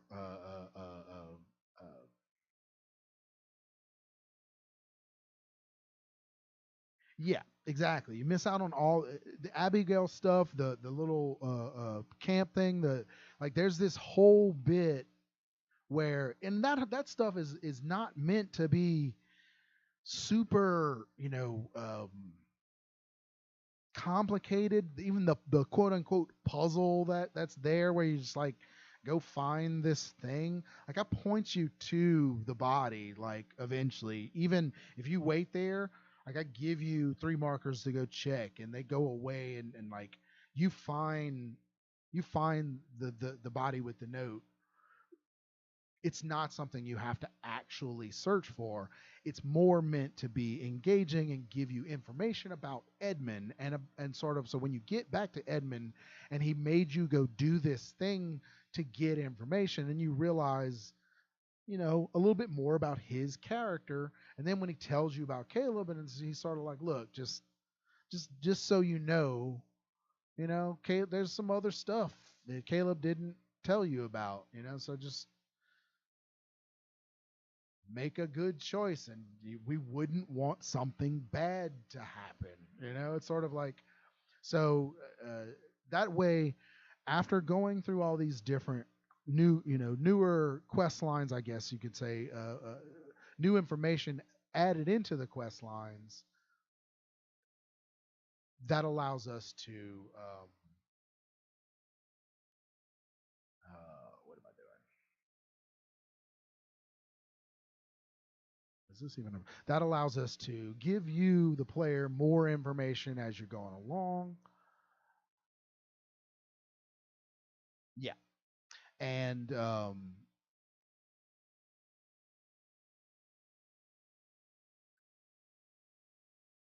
more information as you go along, more insight into both Edmund's character and Caleb's character. So that way, when you finally do go back to Caleb to make that choice, um, you can make it with all all your ducks in a row and decide, like, hey, this is what's up. This is what's gonna happen. All right. So what do I want to do here? I want to change this and make it a wall terminal. But I also need to change the NIF. Let's go. What am I doing? Let's go. SS2. This is something I do that you'll see all the time, is something else that I made that I remember that I made. Bucky.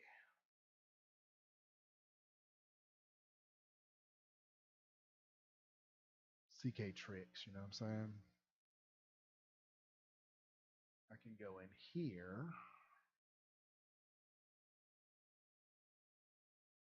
I think this is what I need to do. I need to go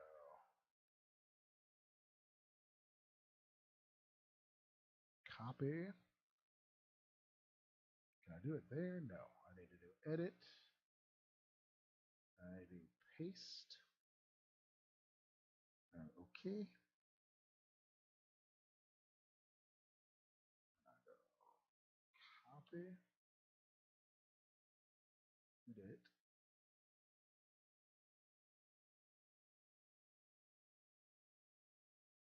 Is that right? No. Shoot. What did I do? What did I do wrong? Let's cancel. Let's cancel. Cancel it all.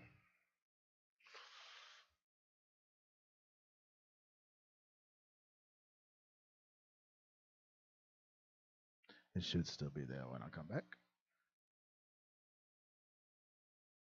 Yay. Yeah. So, how did I do this?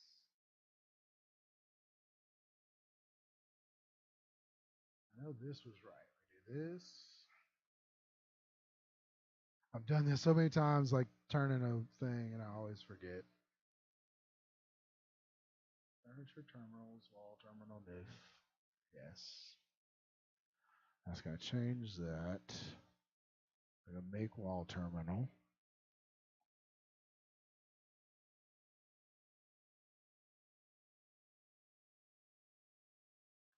And I think I need to go.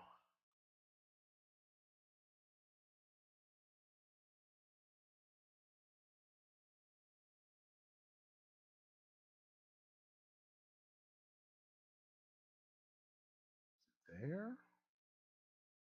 Markers, wall terminal.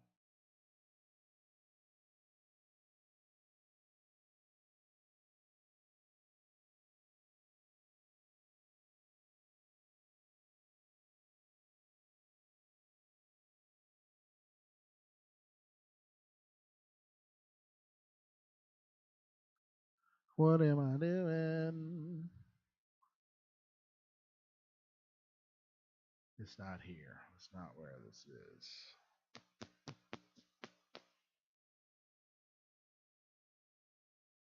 Is it there?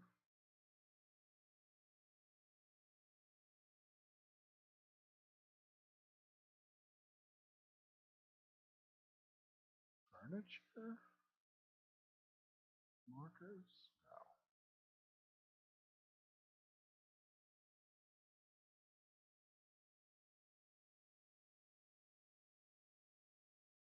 No. I'm so bad at this.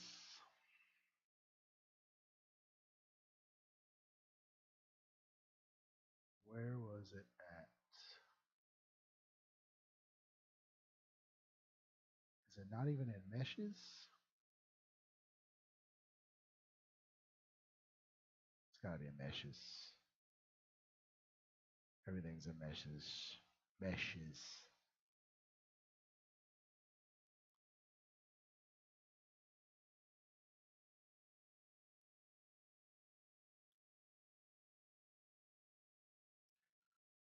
So, such engaging content. Yeah, I think it's just markers. I thought it was marker wall terminal third person, but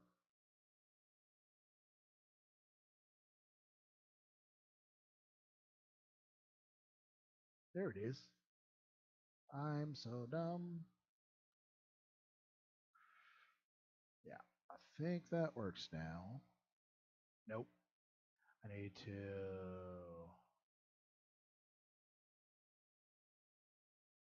desk terminal, delete you.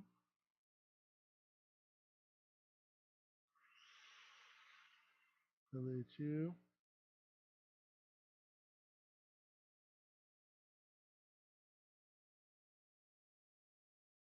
And then add wall terminal.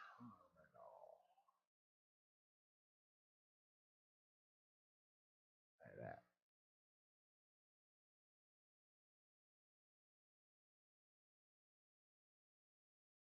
I think that's us.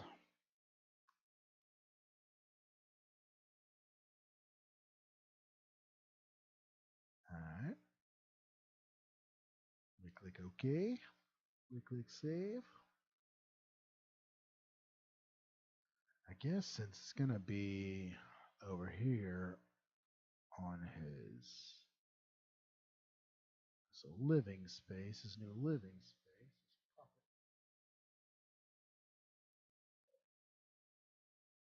Oh, nope. Let's make a new layer. So, what's the layers? I'm 2 hours in. This my discovered bad streaming cue, as I am no longer talking coherently about what I'm doing. I think. All right. So currently, I'm searching for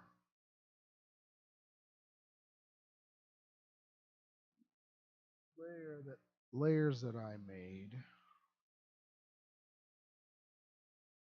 There it is. So I can add it into this place, but reuse it. SS2 C2.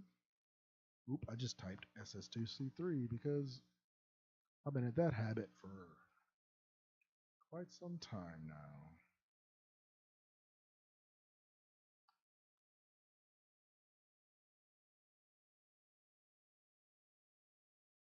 Alright, so now that we're on our new layer,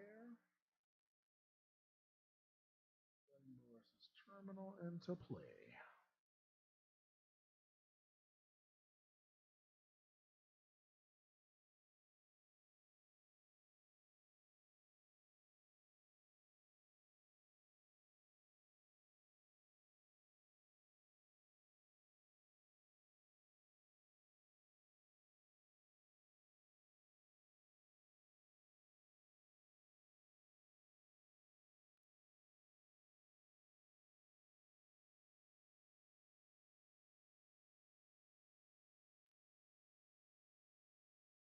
good for now.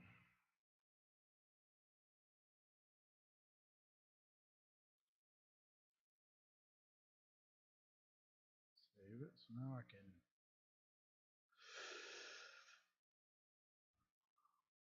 add that in. And then the note is just sort of going to be info. All I actually need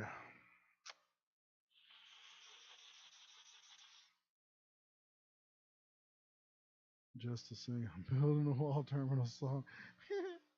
Yeah. Well, the singy part's more of like I'll just like randomly like say something in a sing-songy style. I haven't really ticked off the songs. I have like a series of songs that constantly live in my head, and I don't know why. I don't know where they came from. I don't know why I sing them. One of them is Adele's "Rollin' in the Deep." One of them is um, "Somebody I Used to Know" by Gautier. One of them is "Until I Hear It From You." I think is what it's called. I think it's like Third Eye Blind or some shit like that.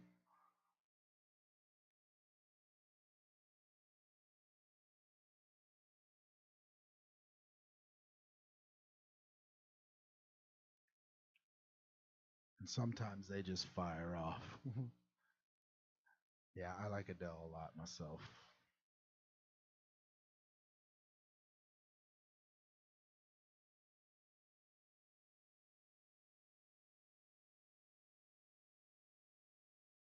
A lot of times I know it's so weird.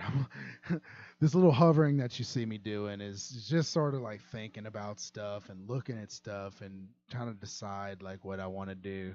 So it's sort of strange where like I'm responding to you talking about Adele and like talking about songs, but I have no idea what I'm actually saying because I'm like thinking about like, oh, what do I want to put over here and where, I think I want to move that there. And I think what I'm gonna do this. And so it's so dumb to like watch to think back like what this is gonna look like where I'm just like hovering around this thing.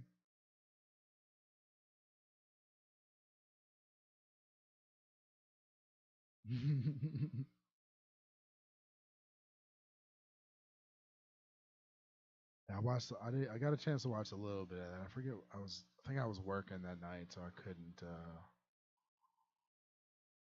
watch all of it.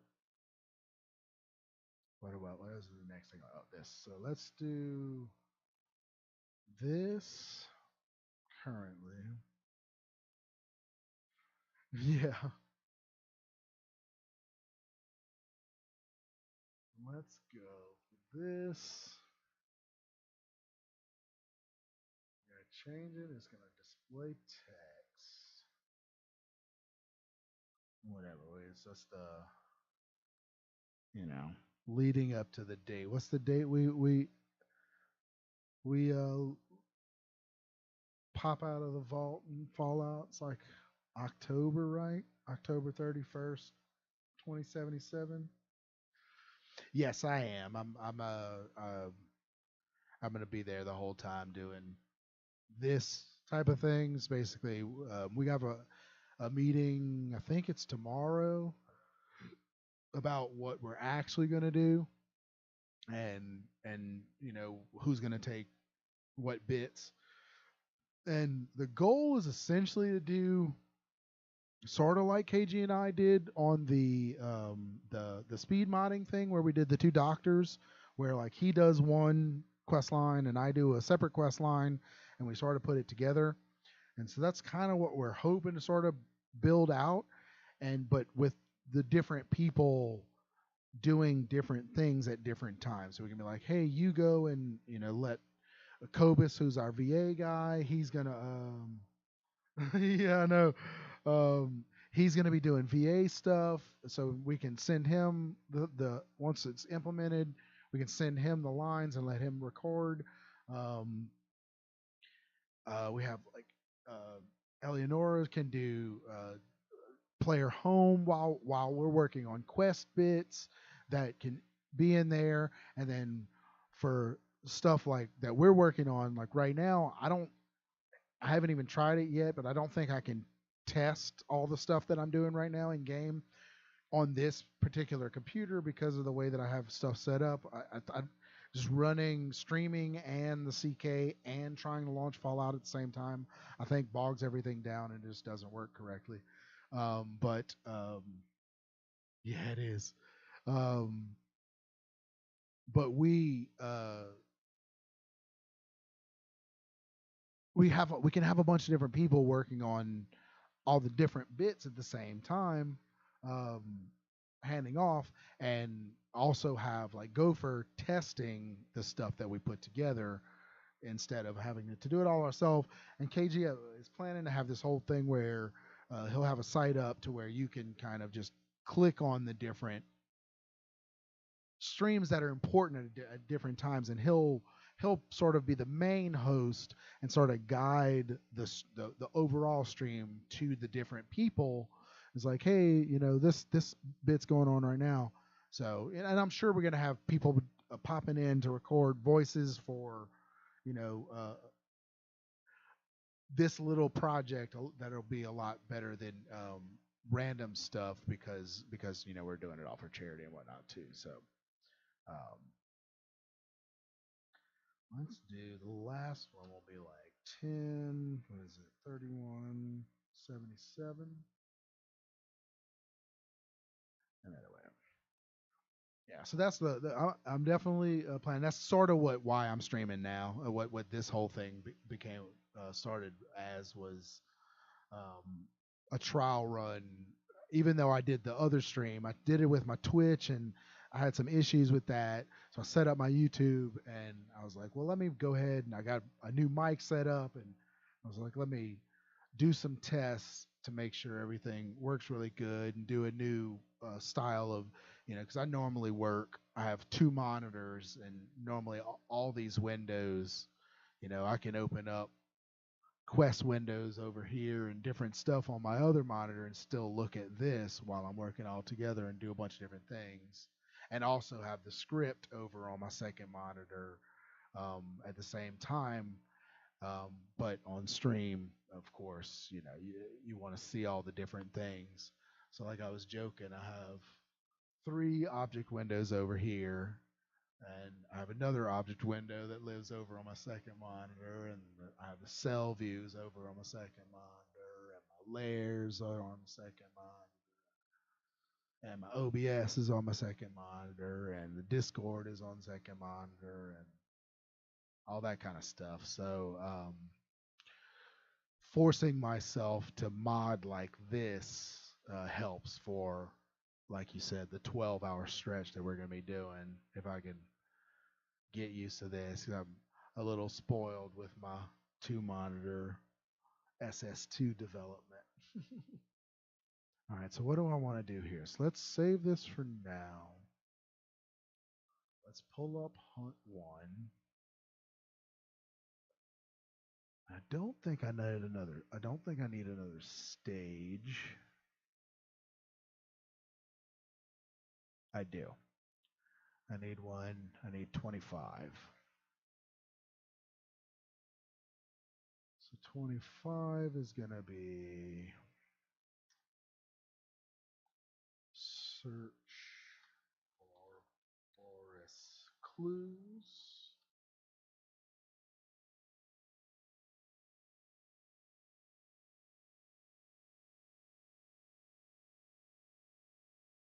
No.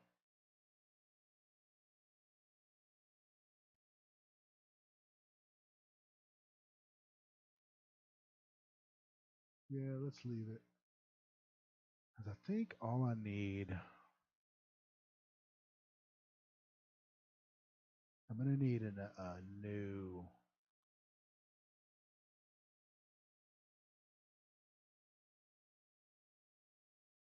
objective.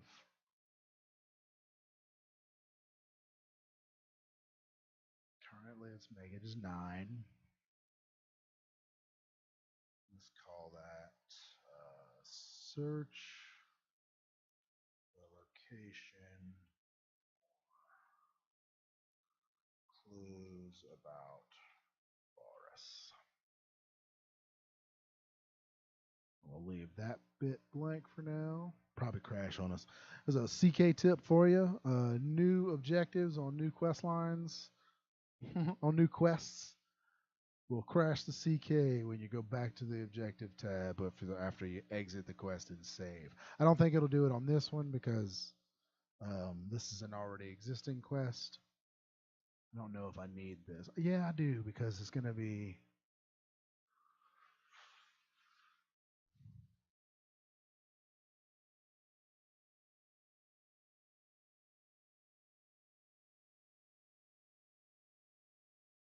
Yeah, no, this is going to be find Boris. Because when you accept the quest, that gives you the objective to go search for Boris. And then once you click his last terminal entry,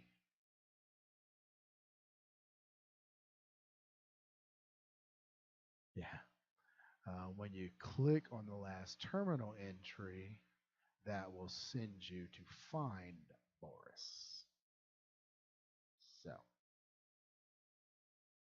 right, what do we have? What we're gonna do?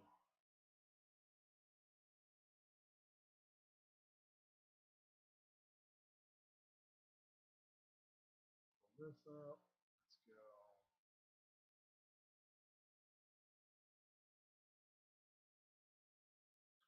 25.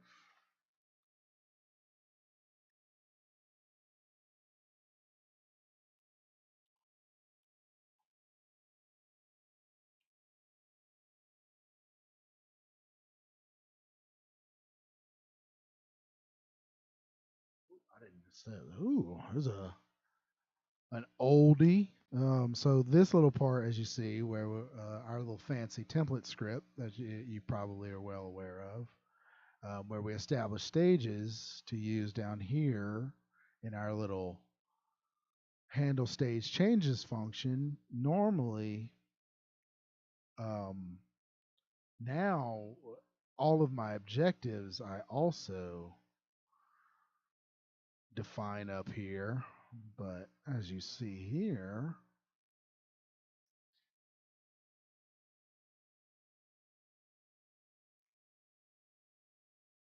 hmm, that's going to be a 9 now.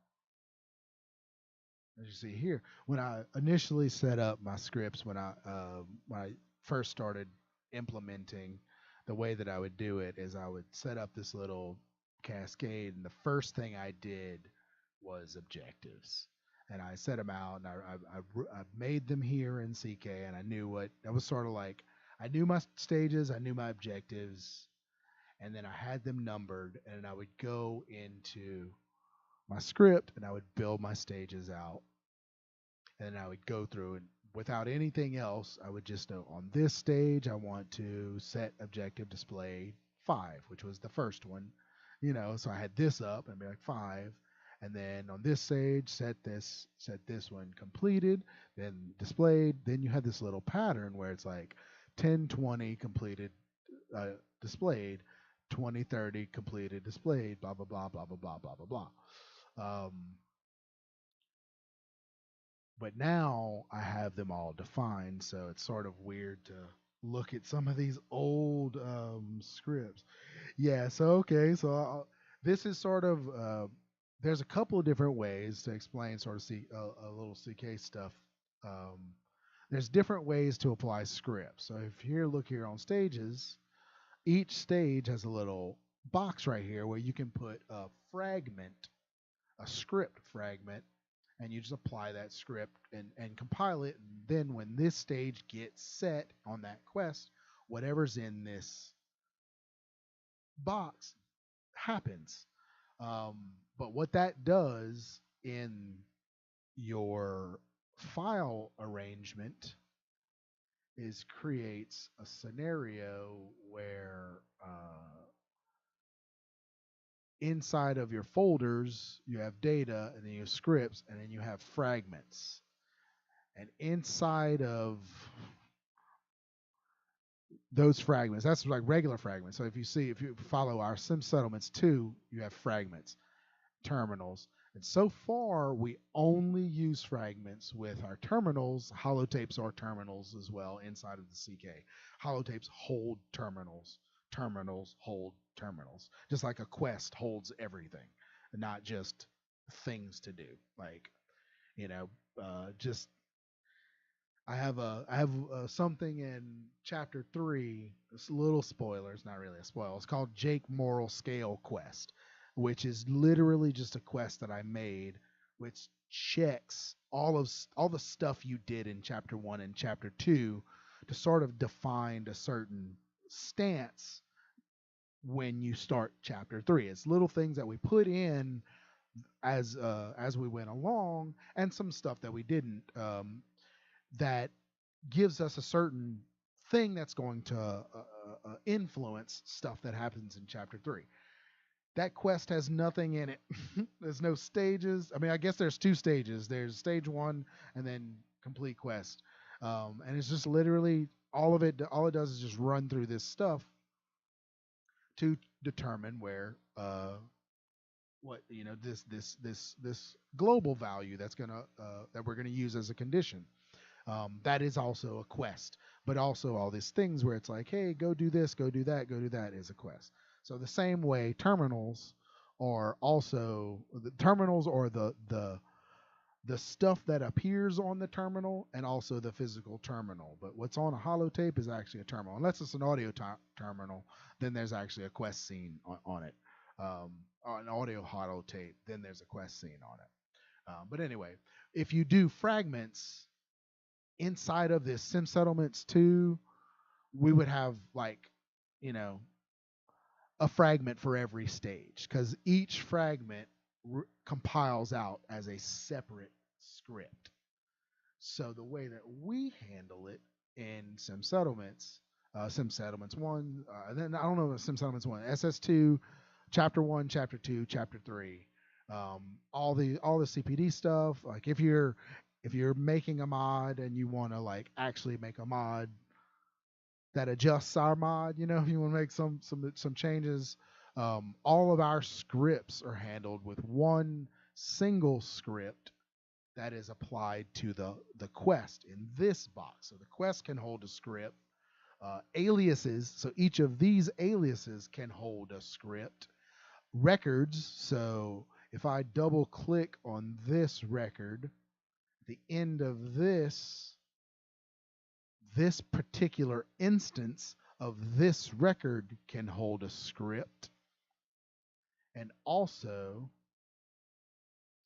if I grab the record itself, I don't know, let's just grab some random static. That record, or really, I don't think it's not this, like certain, I guess not certain things, like maybe a furniture record.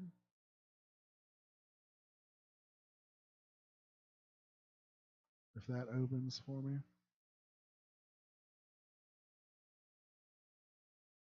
But that can hold a script, as you see. Um, so there's a bunch of different ways to have a script applied on to something inside of the game, and there's different reasons why you would have those different things applied.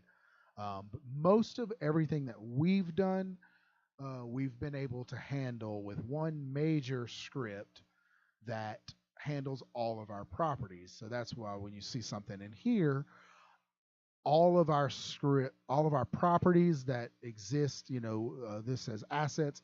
This refers to the different things that this particular quest points to, so that each stage, the way that we handle is we have a single function that every time on that quest, when a stage is set, this function runs called handle stage changes, and that has an if the stage equals this stage started, which is stage 1, then do this stuff. Else, if that stage is stage 2, then do this stuff. So essentially, this is just like fragments, but instead of placing a single fragment on this box and compiling that fragment, which lives in your data folder, we have that fragment lives on this, under this line, under this else if.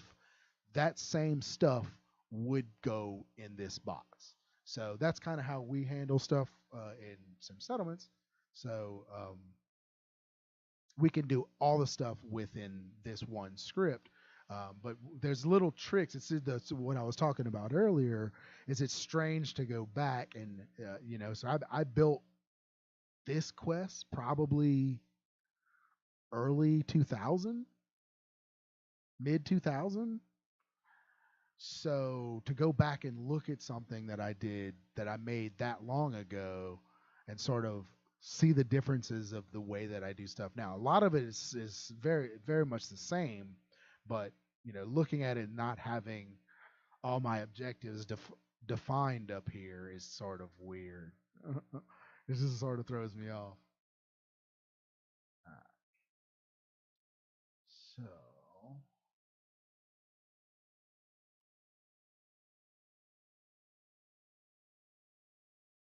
So what you see me doing right now, the black magic you see me is I'm just basically telling the quest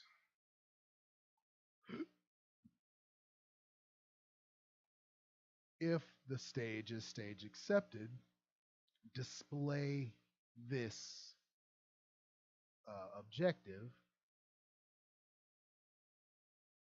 and then now I'm saying if the stage is find Boris, complete objective 9, which is find clues about Boris, and display objective 10. Is that what I was saying? No. Yeah. No, that's not correct. Find Boris, completed find Boris. 9 is search clues. 10 is find Boris, right? Let's double check that. See, this is why I define them. You know what I'm saying? Like, here's a prime example. Right now, I have to pull this up to look at 9. See, normally what we would have done, it's not performance. What it improves on is specifically this exact scenario. Now, the fact that I made this script, it's a lot easier for me to go back in and do this. But if someone else were to be hot fixing, patching, whatever you want to call this script, it's easier for them to understand as well, especially the way that we do all of our scripts. We sort of follow the same template, the same pattern. So if you learn that pattern, you learn the script, our format of scripts. It's easier to read. Pulling up any of our scripts, you can immediately go to handle stage changes and kind of figure out what's what. But the defining the objectives thing is particularly this right here, where normally what I would have is like, okay, so objective 5 is talk to Caleb.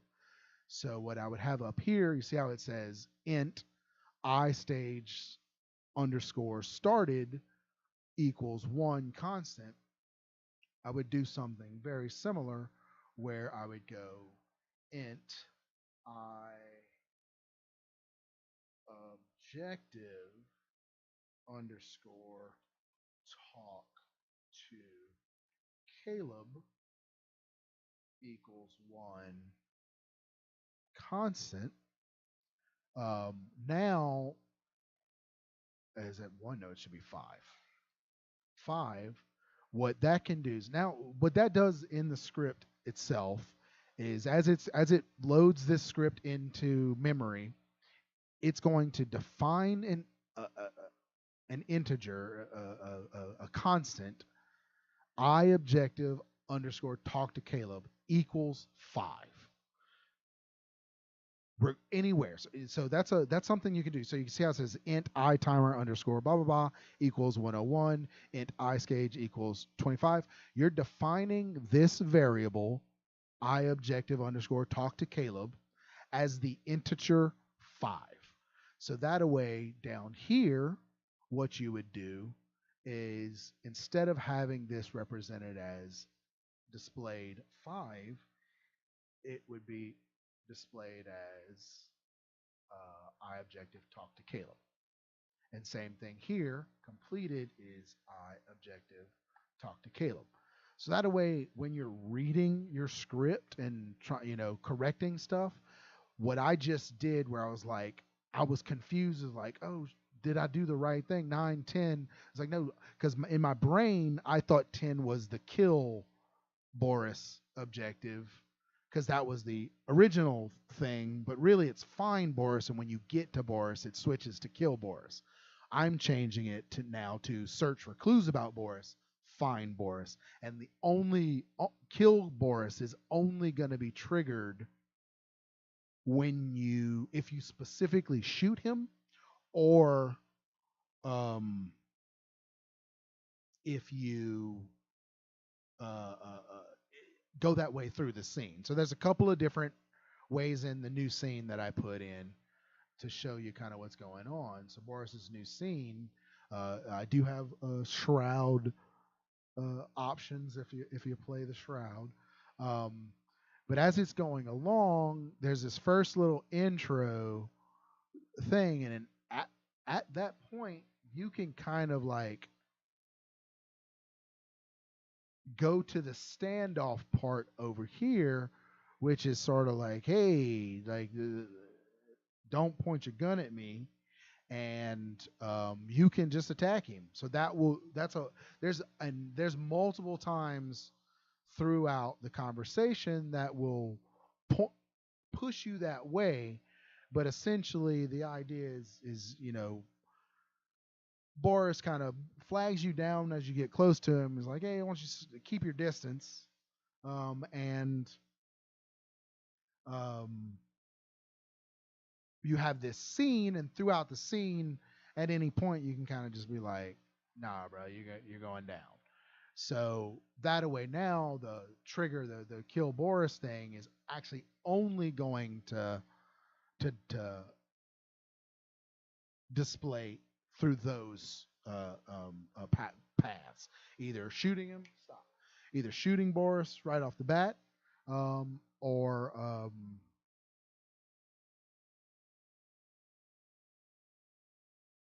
what do I want to say? Or getting there through the scene. Yeah. So yeah, so like the defining the objective thing really is the most effective or most applicable or apt or whatever you want to say when you're doing bug fixing and things like that to understand, to immediately go like, oh, objective, talk to Caleb. That objective is talk to Caleb. I've defined it as 5. I never have to worry about it again. That's why I defined it up here. Same thing with like properties. It's like the property, Boris bed. It's going to be represented down here where I move Boris, I think, to his bed when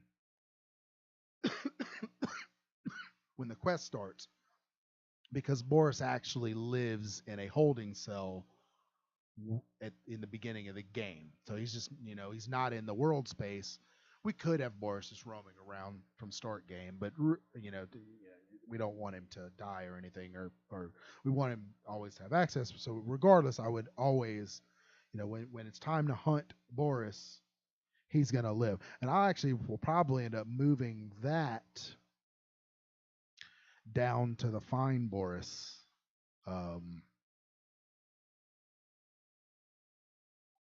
objective instead. And then I actually have to make another stage too, which is a Boris found stage. Because that way you won't run into Boris until it's time to actually run into Boris.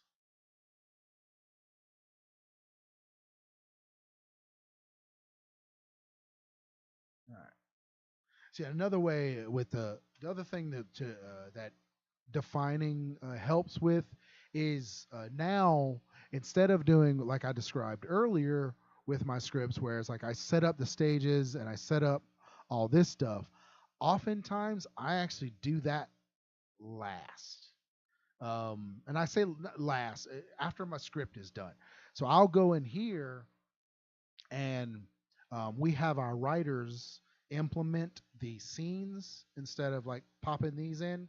So when I get a quest, it already has a number of stages in place that are only stages that are needed for scene things, like either scene conditions or settings, like when you know whatever. I don't think I have anything in Boris's right now, but in Caleb's you can see this line sets stage 20, which is the I accepted the quest, or this line sets stage 15, which is you turned him down, and when you turn him down, it sort of like sets this stage that we use over here. I'm pretty sure. Maybe it's not there. Maybe it's, I don't know. But anyway, so a lot of times what this is set is like when that stage is set, when you come back through, it will automatically send you to this little port. Actually, I think that should say, no, maybe I set it for 10 regardless. And then this turns off at 20. Yeah. So once 5 is set, 20 is not, this greeting will work. So once you get past this part, which sets 10, this scene jump, if you happen to exit, which will set 15, which I probably set in case we needed it for something. That's a walk away. We call it a walk away stage. You walked away from the conversation. Now, when you come back to Caleb, you can continue the quest. You know, it's like, of course, we don't want you to completely miss out on it. But when you come back and activate him again, it skips all this beginning stuff and sends you back to this part. It's like, so you still up for it, and then you do your thing. Well, the writers will implement those stages and give me a stage, give me a list of stages already that are in place, but they leave me a whole lot of room to do stuff in the middle. And actually, we've abandoned this base 10 stage numbering. We've jumped up to base 100 stage numbering. So it's stage 1, 2, then 100, 200, all the way up. That way, that gives me plenty of room to add as many, 100 stages in between things that they may place. Um, then we can always move stages and rearrange them, renumber them, and that kind of stuff. But it's easier to just leave stages that they have in place because we'll use them as dialogue conditions and other conditions throughout. So once the stage is already set and it's already implemented as a dialogue condition, I try to leave that as is. Same thing with what I'm doing right here, right now, which is upgrading this quest, changing this quest. I don't want to change any of the stages that are already in place. In case someone has already started the quest line, all I'm doing is injecting new stuff into this quest line. But now, instead of um, having all my quests, all my stages built here, putting all my objectives on the quest itself and numbering them, and then referencing them and building out my script that way, now I kind of just put in place the stages that they've set and then build my quest inside of this function. So I'll go through and, like I'm doing right now, I know I need a new stage, which is, so I've sent you to find Boris. I have the kill Boris, which is going to trigger the fight, but I need a new stage, which is going to be Boris found. So it it doesn't yet have a number. It's not implemented in the main quest, but it's in the script, and I know I need it. And I know once you find Boris, this objective, which is find Boris, which is 10, um, that's going to get triggered, and also, seen. Let's do a comment now because I don't have it right up. Seen Boris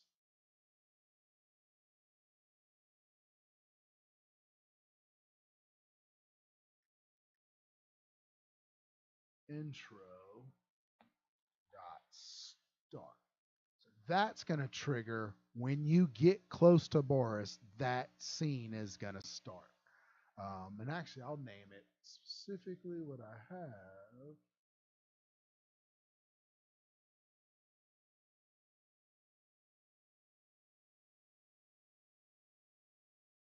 Yeah, let's call it Boris scene. Boris.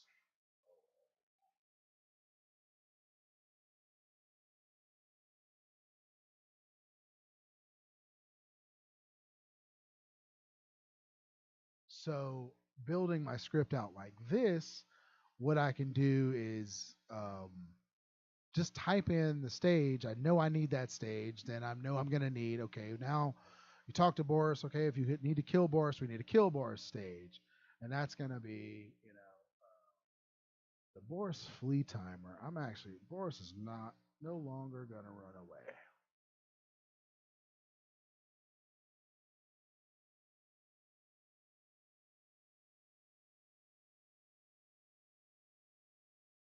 But that stage is used as a condition. So what's going to happen now? Yeah, well, the reason we do the base 100 instead of 50 is that a way so it's 1, 2, 3, 4, 5, 6. So so it's like 1, then the next number is 2, then the next number is 3, then instead of 1, then 1 5, 2 2 5. The 5 is sort of like is where I live. You know what I'm saying? That's the half point. So stage 150, that's going to be something I put there. You know what I'm saying? Um, but yeah, so this helps to as I'm going through and placing in, the different bits. I can build this out this way, and then go back up here and build out. Okay, find Boris was stage 25. Then I need Boris found. We're gonna make that stage 26.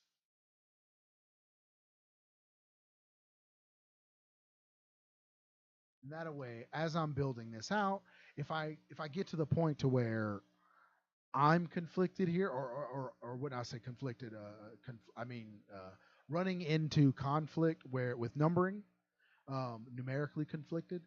Um, I can just rename. I can just renumber them right here to what I need, and then go back in and add my stage numbers after the fact instead of adding all these stage numbers, because you can't delete these. That it'll crash your CK. You can renumber them, and like I said earlier, if someone already has a stage in place that's used, if I renumbered this and went back in, I would I'm pretty sure that things like this would disappear, and I would have to reset them.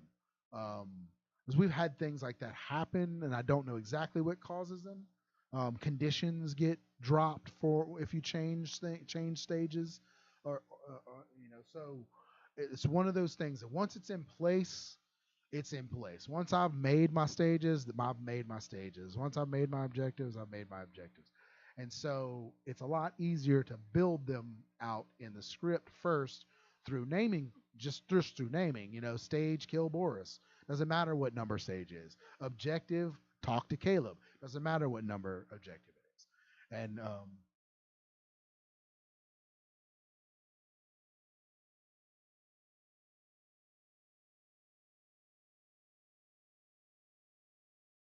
yeah, it would.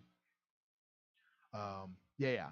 So it definitely is um, I found in my evolution of development more beneficial for me to just sort of like build it out in script first before I go officially in the quest. I can change this stuff around a lot.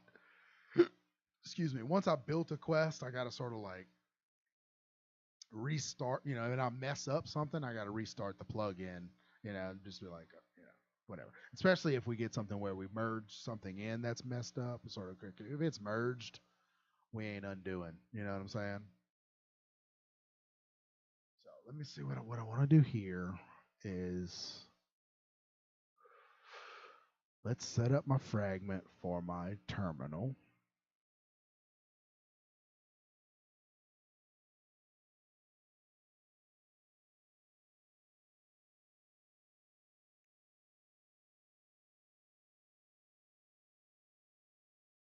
And so now on this,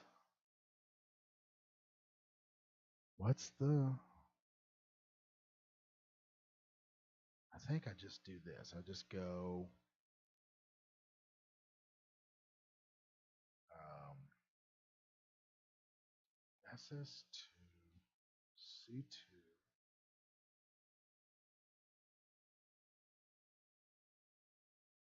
I can just, no, I'm going to type it out because it likes the best. Conquered. So here's a hint is when you're doing quests, when you're doing script stuff, aliases and properties, if you name the property, so right here, you see how this says quest property hunt to auto constant mandatory. When I compile this and I go into hunt 2, or no, hunt 1, which is what that script's for,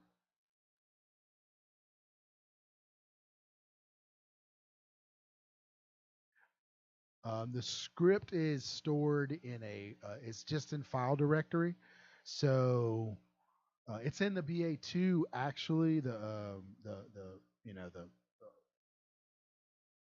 going on with my phone? I'm having trouble.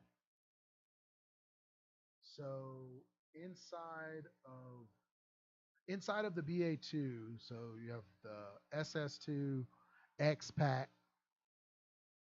Chapter 2 main BA2 and textures. Textures live here. Scripts, sounds, all kinds of other stuff live inside of this BA2. So when I'm working on them, I have, you know, all of that stuff out as loose files in my main script. So you see we have scripts, sim settlements v2, quests, and these are all the Black Magic. So these are all the scripts that the game loads in to memory when it loads our mod. Same thing for Fallout 4. Like they probably have a even just like a scripts BA2. So we look at Fallout BA2s. Yeah, so they have voices, all these textures, startup sound shaders, misc. So probably in their miscellaneous is their scripts. Because you don't really like loose files, because if one of those gets deleted or whatever. So the way that, here's the thing to know is that, so inside of your directory, you have this Fallout 4 textures BA2 that holds all of the textures that live in Fallout 4. But if you went into this folder, so in your data textures folder, and took a texture that lives in that BA2 and changed it and just put it in this folder, this is going to override that BA2 inside of your game. So loose files load after BA2s. So that's why sometimes, even though you may have a rule for in your mod organizer that this mod is supposed to come after this other mod, mod number one has loose files and mod number two has BA2 files, and those loose files live in your directory. So regardless if you told your organizer to load this second mod after, it's going to take that texture from the first mod because it's a loose file. So, but when we're editing like CK stuff, I absolutely need loose scripts. So I have my source scripts. So the source scripts is what we actually edit. So that's the actual PSC files, which get opened into the text editor, into Notepad++, that I'm actually editing. And I save that PSC file. That PSC file is what is uh, uh, uh, in here, what was referenced here, and then when I compile it, it creates a PEX file, and the PEX file is what the game reads, the game and loads into memory, and both the source. I don't know if we have the source in the BA2s. The game only needs the PEX file, but in order to edit it, you need the source file. So a lot of mods won't release their source code because you can easily have that, and some people are very protective over their source code. As you can see, uh, uh, the generosity of KG knows no bounds, as he provides us a template which you could use at any time, which I will forever use in all of my stuff. Both Fallout 4, Skyrim, and Starfield going forward is readily available, and he gives out his source to is you have access to it. And then many modders do give access to their source, but the game only needs the PEX file, and you can rebuild a script, a PSC from a PEX, but it doesn't come out looking like this. It comes out in its own syntax, and you sort of have to parse through it and rebuild to make it. It'll still work. It'll still compile. It writes it. It rewrites it in Papyrus correctly. But in terms of reading it as a human, not so much. So anyway, but what I was trying to show for this thing here is, as you see, this quest property here shows Hunt 2. If I looked up my actual Hunt 1 quest, clicked on this and pulled up its properties, this Hunt 2 is actually pointing to SS2C2 underscore Conquered Quest underscore the Hunt 2 underscore Caleb. So that way in your script, it's easy to write, at my complete quest, hunt2 dot start. So when Hunt 1 ends, Hunt 2 starts. Yeah. Oh, no worries. Anything, any question, if I know it, I can over explain it. But it works. It really very easy for you to write hunt2 dot start in your script. But for properties, a good thing to know is if you write if you name the property the exact thing as the record in the CK, it will autofill when in your properties. And same thing with the alias. So like you see, Alex, reference alias is to corpse enable. Well, if I go to my aliases, you can see I have corpse enable is the name of the alias with no spaces, because no spaces in scripts. Um, we do still use the capitalized because it's easier to read. My brother, who's a coder, he's like a legit professional coder who does like government level stuff.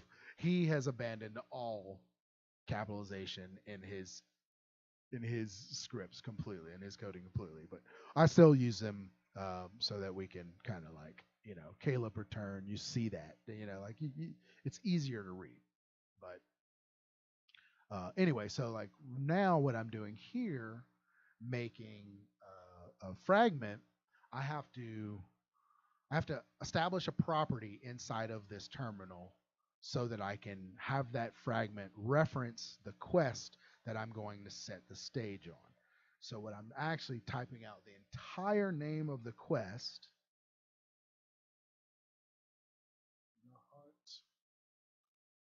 One Caleb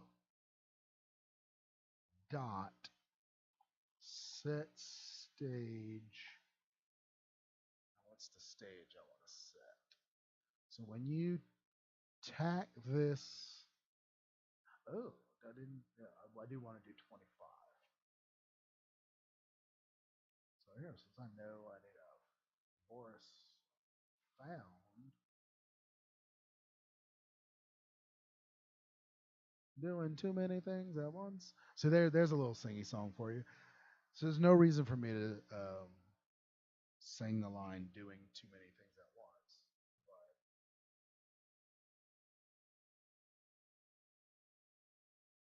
But yeah, I've learned so much since I started doing this. I mean, what got me all into it was I wanted to make a Skyrim mod, and I started working on it, and I made some people, and I made some, I had all this stuff going on. And I had this idea, and I was like, and I got to the point of like actually making the quest.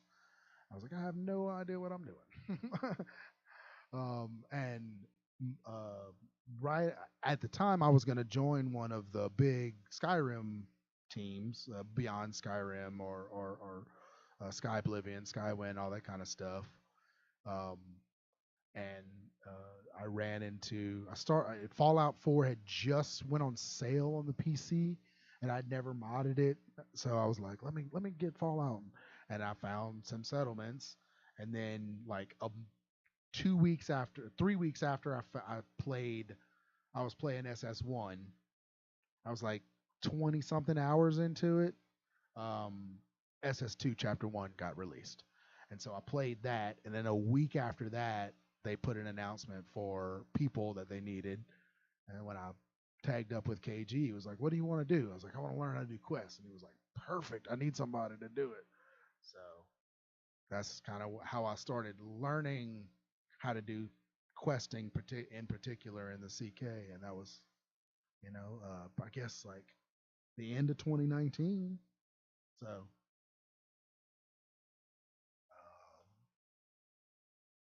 player found Boris.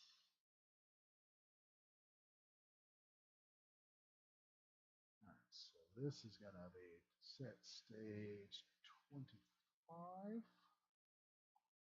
So that's all I need in this fragment, but I have to go into the properties. Yeah.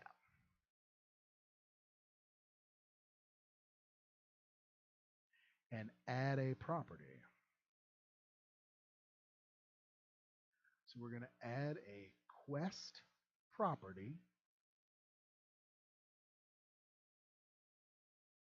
and the name of that, again,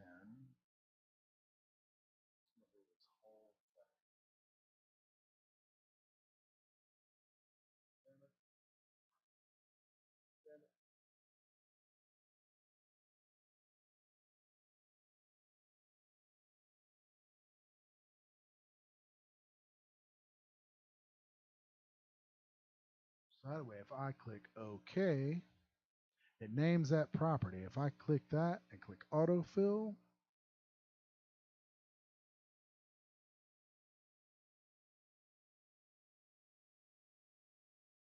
you doing it? You doing it for me? Why didn't it do that?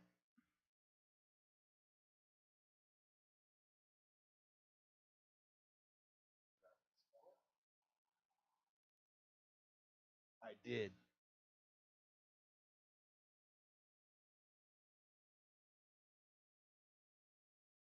Can I delete it? I don't think I can. Oh no. So here's yeah, I think that's one of those weird things. So here's the perfect example of why what I just messed up. So I that's the name of the script. It's not the name of the quest.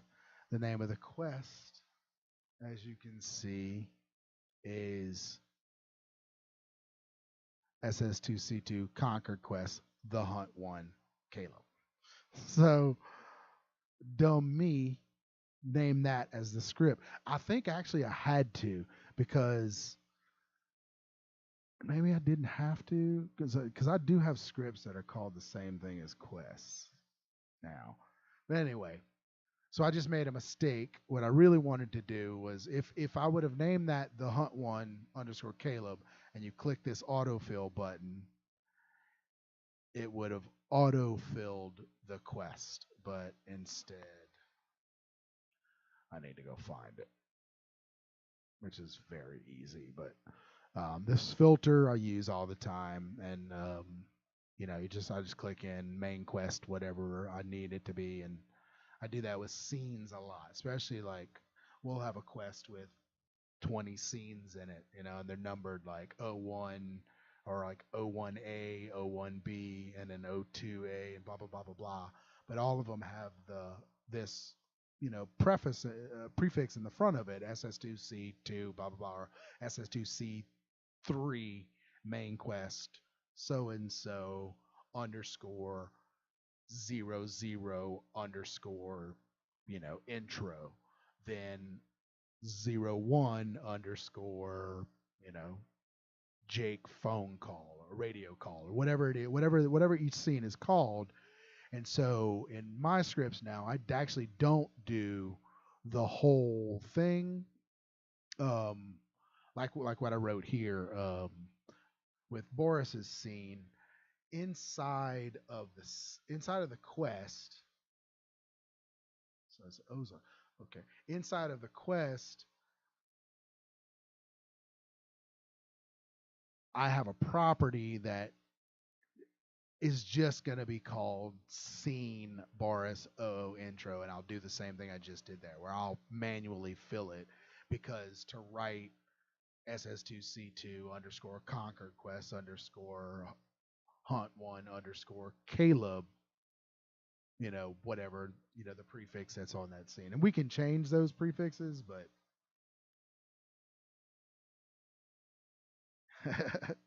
you can. I mean, you're in the testing anyway, so there ain't much in there that you hadn't seen so far. I mean, there's new stuff you hadn't seen, definitely. Um, but all right, so I got my property filled. So let me compile. One.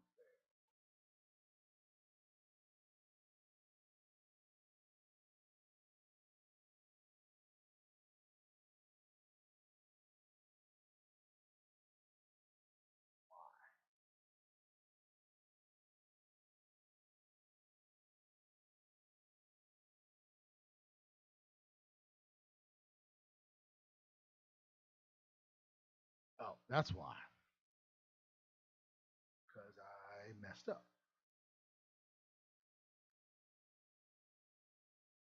So you definitely in your fragment.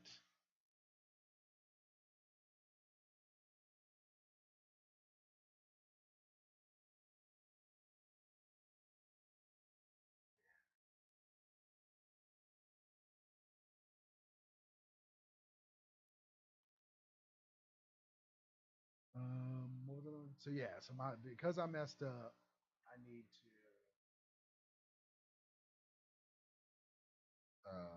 redo this one too.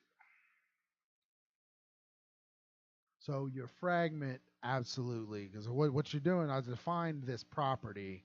So I'm saying that quest set stage 25. So because I made a mistake on the property, I needed to correct my fragment. So now it will compile, and that will save. So now when we get into here, if we click on that particular thing, that will set stage 25. I think I might call it. I've been going for 3 hours. I'm pretty close. No, I'm going to go and put in the trigger box. So here's another thing that I do often. A little CK trick if you're inside. So if I want to go right to Boris, there's a couple of different ways to do it. If you have an actor or record that you know is there, that is a unique record, a specific record, you can go on here. Now you see I have Boris here. If I click use info, it's going to tell me where that character uh, um, is. How many times it'll show all the lists of how many times that thing is used. So if I go to something like a static and just click like a wall and just grab this like airport room wall, blow him so and so. It's a couple different things, but more like I don't know, brick building wall number 7. So you see there's a whole bunch of places where that particular record is used. So if it's something like this where you know it's 1, you can click on that and go to it. But as you see, this is the SAG character holding cell.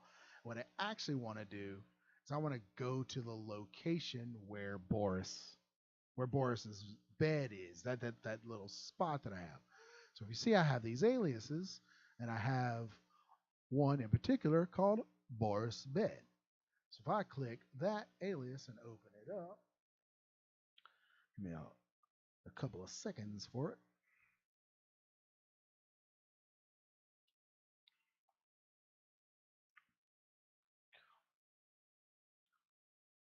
Aliases, man, that's things things on the list of what I hope for the CK2 is a faster alias window. I understand why it takes so long because there's all these things inside of the alias window that sort of hold everything, like everything in the game, like create ref to object. There's a pull down right here. That's ref to every object in the game. So when you click this button, it takes a second because this window has to load all of those objects in. And same thing with this, so I understand that why the alias window takes a little bit, but man, looking at this one quest, yeah, I got 1, 2, 3, 4, 5 aliases. Main quest 22 in chapter 2, it's like 100 aliases or something like that. So when I got to go in and do major bug fixes to a lot of stuff, it takes hours just opening the alias windows of these different things. To go change one thing, I mean, there's such a process that I go through of making sure that I've set up all my packages, correctly as I'm going through in here, like making sure that I got them all, for that particular thing, making sure I got all my aliases to link. So when I take this alias, whoever, especially if it's an actor that it's going to be doing a bunch of AI stuff, I got to link that actor to a bunch of different aliases and then assign all of those packages to that actor. If I was doing each of those like one at a time, reopening aliases, it would take me ages. I mean, like longer than it takes me to do stuff now. Whereas like now, like if I have everything set, I open that alias window, I set everything up, I link all the different, 10 different things that we have linked to the alias, all the packages that I drop in, and then save and then move on. But if I got to go back in and bug fix and open and then adjust each of those little things, it takes forever. So anyway, so the trick is, since I have this already referenced, I can pop open this little reference, and you click this view reference button, and it sends you to where that thing is. Isn't that cool? Isn't that fancy? And you can't really see it. It's loading up back here.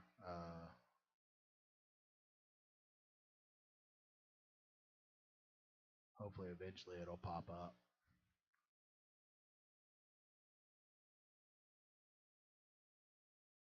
I say it's quick. It's just quick because I could have like loaded up Lexington and tried to find it type of thing, but boom, there it is. I'm already, I'm there looking at stuff, making changes.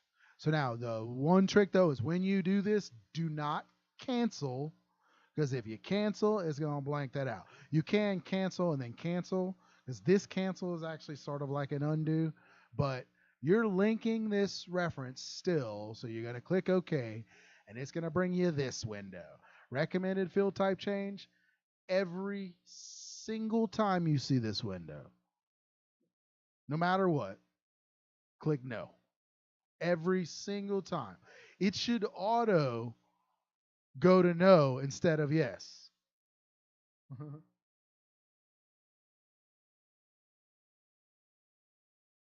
Yeah, the world repop. Like I definitely want that to happen. That's actually one of my secret projects I want to do. Is not the actual specific world repop things. You are like doing a location that spawns doors, but to do add-on pack quests, which is unlocks essentially like conquered type quests at locations that become world pop locations. Um, we'll see if I ever get that. Well, I just got to keep fixing. I got to make chapter 3 first, and then fix Caleb stuff, and then fix some CPD stuff, and then.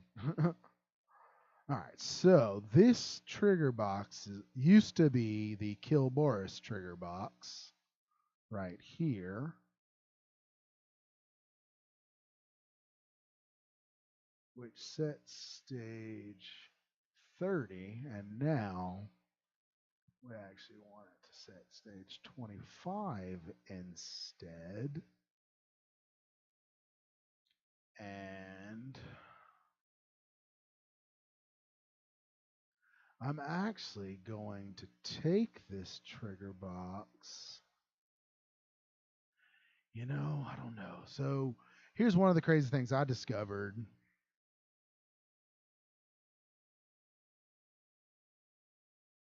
Yeah, the CPD, that's one of the reasons that I started doing this as well. Is this is a trial run for multiple things. One, it was a trial run for our charity stream that we're doing. But secondly, is it's a smaller quest that I can go in, make some major changes to, and we can test around. Because one of the goals both KG and I have is to essentially like rebuild CPD. It's not changing anything with CPD in particular, but building how it's created, how it lives, how it exists in the CK. There's just some things that were done that we've sort of discovered in hindsight, just really have issues, cause issues that we caught early on and should have changed back then before we released, but I so much that was already built in and had ideas of how I could make it work, and I did get it working. But it's such a fragile house of cards that there's so many ways for it to break. So there's a couple of things that in particular we need to do. One of the major things is dialogue stuff. So all of the dialogue things with Lena, Simon, and Jared, the quest is broken up into the Act 1, Act 2, and Act 3. And Act 2 has sort of what you can kind of consider side quests, but it isn't really side quests. Act 1 is going to the CPD, meeting them at the boat dock, getting back to um, South Boston. When you get there, that sort of starts Act Two, and Act Two runs until you complete both the Judge quest and taking of BADTFL, Badful, as I call it, as everyone calls it, I'm sure. Um, but technically, inside the CK, Act Two is a quest called Act Two, then a quest called Act Two. Let me even look what they are. Let me see, CPD. So it's Act Two, then Act Two Book Job, Act Two Gunner Bounty, Act Two HQ Raid, Act Two Judge, Act Two Stash Job. You know, so it is split up, but it's split up. Like, that's the point. The point is Act Two. Act Two is continued professional development. That's what you're doing. Is you are the part of that is go do this thing for Simon, go do this thing for Jared, do this thing for Lena, take over Badful, and then once you finally do the thing for, because that's why the Act Two, the objective is just help the officers, just do stuff for them, and so inside of the quest, the actual CK quest Act Two lives these dialogue scenes, these trees that send you to these other things. And in reality, that should live outside of that quest, because those dialogue scenes need to continue even after quote unquote Act Two finishes. The quest Act Two, the in-game quest, not the CK quest. Um, and right now they actually still live inside of Act Two. So technically, on a technical standpoint, not colloquially how we say technically, on a technical standpoint, the quest Act Two runs and then fires off all these other Act Two quests, and then they're done, and then Act Two continues on. And in truth, Act Two should also quit or stop in the in game and unregister for aliases, unregister for AI that is linked to that quest, because we have dialogue quests for each of our actors. Those dialogue trees, those scenes should actually live on the dialogue quests that just start from game and continue running forever. So that's one of the major things. And then once you get to Act 3, which starts with going to talk to the Emmons and choosing which path, Simon or Lena, those are yeah, the bounties also live inside of there. So that actually, like, what I was saying is, so in Act Two, it's just it conflicts with a lot of stuff. In reality, like there's all these weird stages that are in the bounties that are like all of that should be its own separate quest. And after you finish the quest line, then the bounties quests start, and the dialogue can still trigger those bounties, but it shouldn't be inside of Act Two. And that's one of those major things that we discovered is quests can be weird with turning on and off stuff. The game sort of assumes that you're following through a separate line, that you're not jumping around. And Act Two is very much built that, like, whatever quest stages like 10 through 70 are Simon stuff, and then quest stages 80 through 100 and so are Lena stuff, and then quests, so inside the game it gets confused setting those things back and forth, and really they kind of need to be separate and sort of follow a top-down stack. So much in the CK relies on top-down. The first thing fires. If that doesn't work, we're going to go to the second one, and so on and so forth as it goes down. So Act 3 in CPD, one of the major problems with that one is that it is built. Simon and Lena live in the one quest as both prisoner and rescuer, and your choice conditions either one to go which way. So that also holds for the scenes, which is a really really big issue because there's these like if if you chose this way, then Simon says this thing, but if you chose this other thing, then Simon says this thing, and Lena is in that same scene doing the same thing, and it's really convoluted and messed up. It's hard to bug fix. In reality, it should be two separate quests. It should be Act 3 Simon and Act 3 Lena. And if you choose Simon's path, then that's the way you go. If at the Emmons, so Act 3 1 is Emmons, and that's lives as is. Once that quest is done, then Act 3 2 Simon should fire if you've chose path, and vice versa for Lena. And same thing with Act 3. That way it's an identical copy of the quest, except Simon and Lena's roles are switched instead of how it is currently, which they live within the same quest line, and as it's going, it it determines different things, and that just, as we've discovered, it can kind of trip up the game, and things break in weird ways that weren't intended and we didn't run into in testing, and that's and mod testing, the 50 to 100 people who may happen to test it before release. Mod testing is really release. Once thousands of people get their hands on it, then we find out, oh, this didn't work. We need to fix that. And unfortunately, CPD has been the lone, or I say lone, the major outlier of issues that just really, really are detrimental to an otherwise really good quest line and really fun stuff. So that's one of our big goals is to eventually get CPD into a pretty solid state.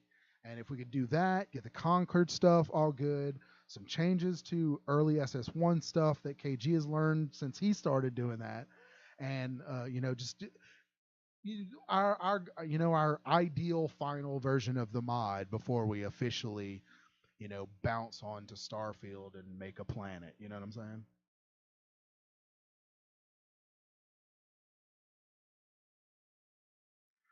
Yeah, CPD is definitely, and it was my first quest line. Honestly, I mean, I think I made Alan Walsh, Lucky Bucky Benton, and Brannigan's quest line. So I did the three Brannigan quests or whatever. I made those three. Then I did a SS2 Chapter 1 fix. I say fix, addition. There was this thing that never got implemented before launch, which was um, these Mansfield Radiant quests that sort of are set in that you can get to, and they're actually not Radiant quests. It's I forget the actual way to get them to fire. Yeah, nice. Bucky's, I love Bucky's, one of my favorites. I like that whole little quest line because I did a bunch of stuff that it wasn't that was something was given to me and it was just like, this was a quest that we never got to implement.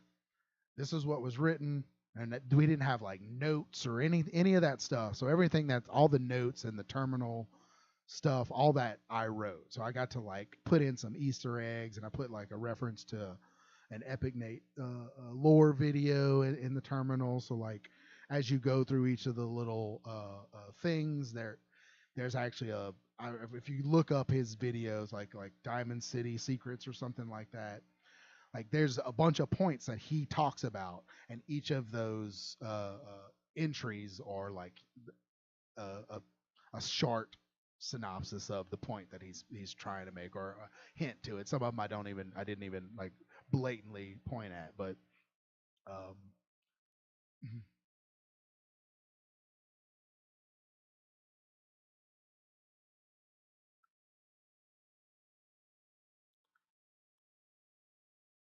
You talk about the set, the Mansfield stuff. Yeah, yeah. When you say kind of broken, how do you mean?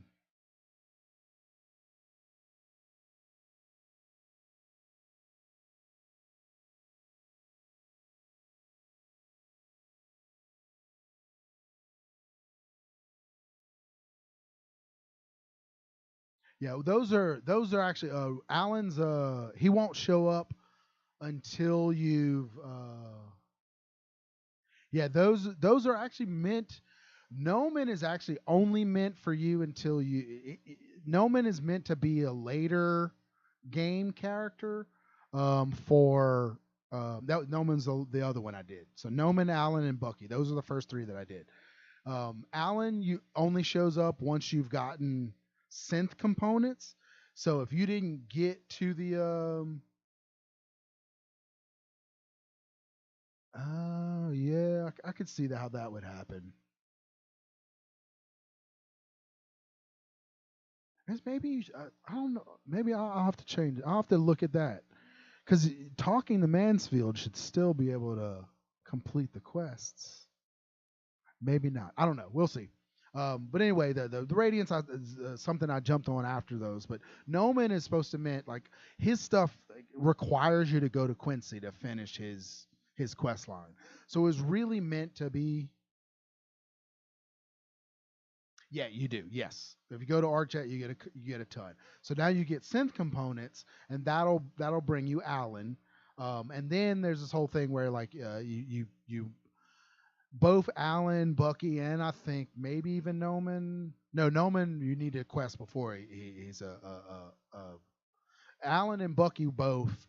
You immediately get them as settlers, and then like after a day, they have quests for you.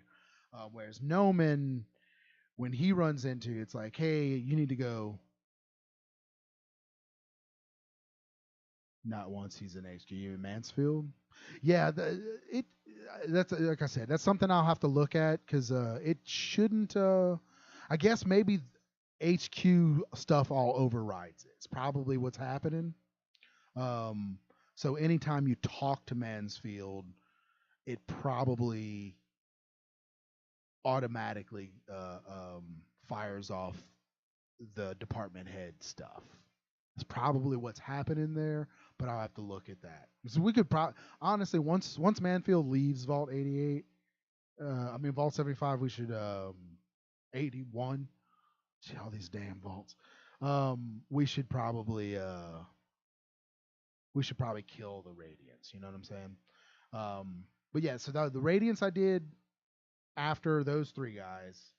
And then, so those three quests, I like them all. They're pretty good, but they were really, really simple.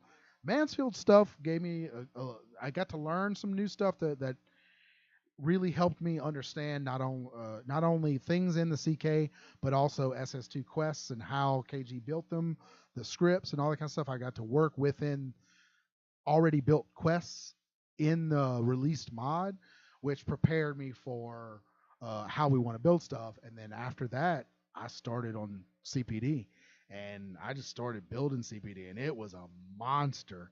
I mean, I worked on it for like 5 months. um, yeah, I will. I'll release it tomorrow as a surprise. No. But yeah, so CPD took me, I guess, like 5 months to put together, and like I said, it was one of my first ones, so it is this thing, man. It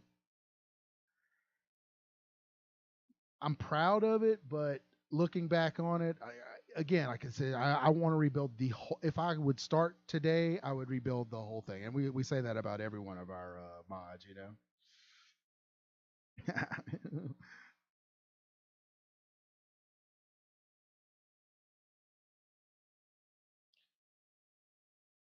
All right, so I think I'm gonna do a couple more things and I'm gonna bounce. So one of the things I discovered, I use the Highway Runner mod. I don't know if whatever, but it adds in freeways, you know, because I run survival and running from Concord down to Diamond City, or especially down to South Boston is precarious in survival mode sometimes, especially early game. So what I discovered is this whole little section that's missing is back, you know? So you can run right up to Boris, like right here, and I think he actually attacks you because I think I have Boris in a faction that's enemy to you. Let's see, factions. Player enemy faction, bomb face faction. So let's go.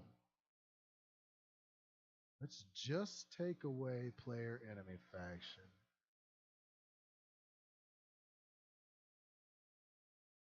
No, let's man, I don't know. Yeah, for now, let's take bomb faces faction.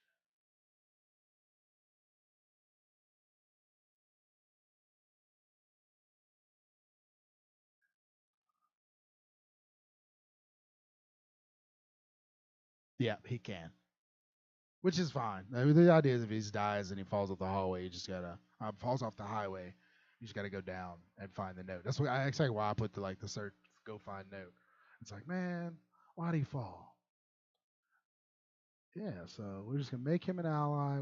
So right now, bomb face faction won't auto aggro you. So we get close. But now, so what I'm doing here, what I'm gonna do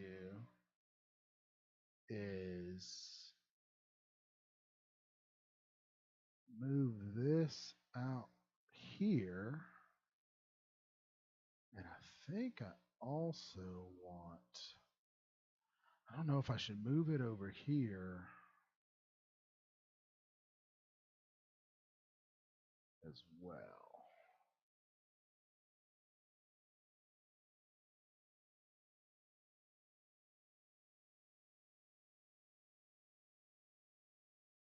That way, when you get pretty close to him, but I guess the idea is that I'm looking at is if you're over here on this area of the highway, Boris is just right there. So I guess it's still pointing you to him, and he's gonna be sitting there. The idea is like if you want to shoot him from right here, then go ahead and shoot him. But if you're gonna run over, so I guess I should take that away. If you're gonna run up to talk to him, then you're gonna run up over here, and the idea I want is once you get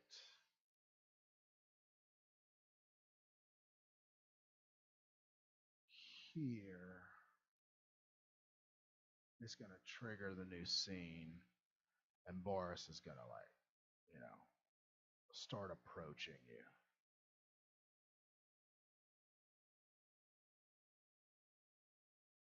And I'm gonna account for that. The mod that I know that I use.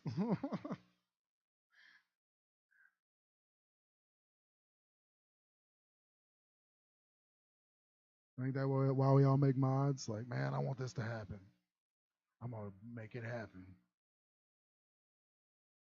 All right, so that's 25. I think that's about all I'm gonna do for tonight. So on the list,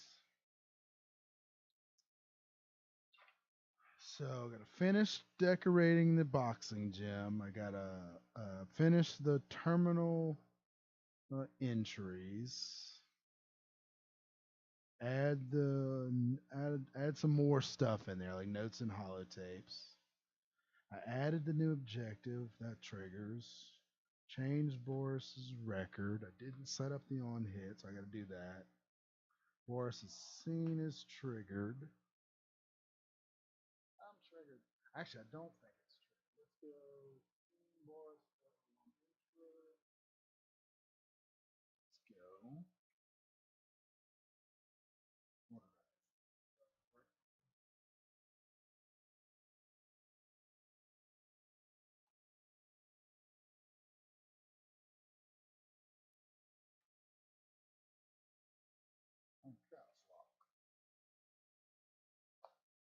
Man, I just wrote all up on down my arm with a pen.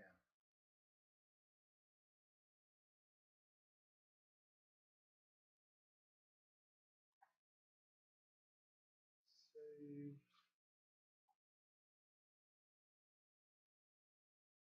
Caleb Hunt 01. Man, I'm almost at 4 hours. I think I was gonna go this long.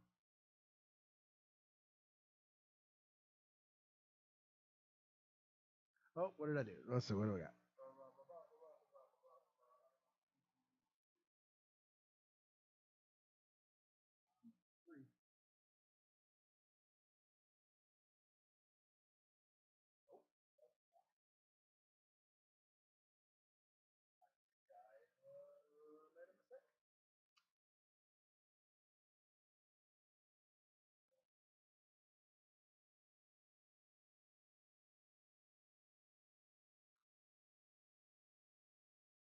That was a weird accident.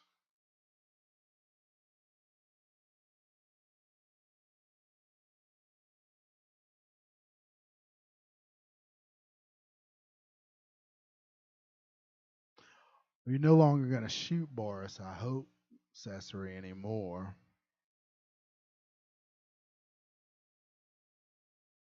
At least not when you play. You'll get to hear my fun and fancy voiceover the whole time.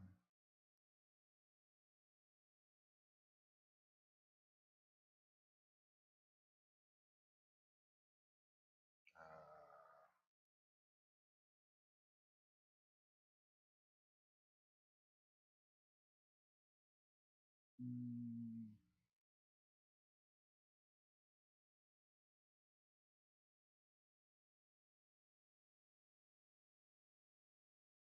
it doesn't have Caleb in it because it's called Boris, you dummy.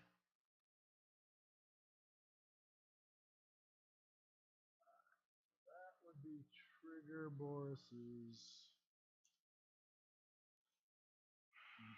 All right. Yeah, I'll give you many options for niceties. All right, so I think that's all my changes for this particular stream. I'm at 3:43 right now, hours going. So I think it was a good first test. So what's left for Hunt One in particular? Like I said, I gotta finish decorating the gym, add some interest to the notes, set up the trigger the fight on Boris if you happen to want to just kill him. Um, make sure all my player lines are correct, and then set up Caleb's duplicate replacements.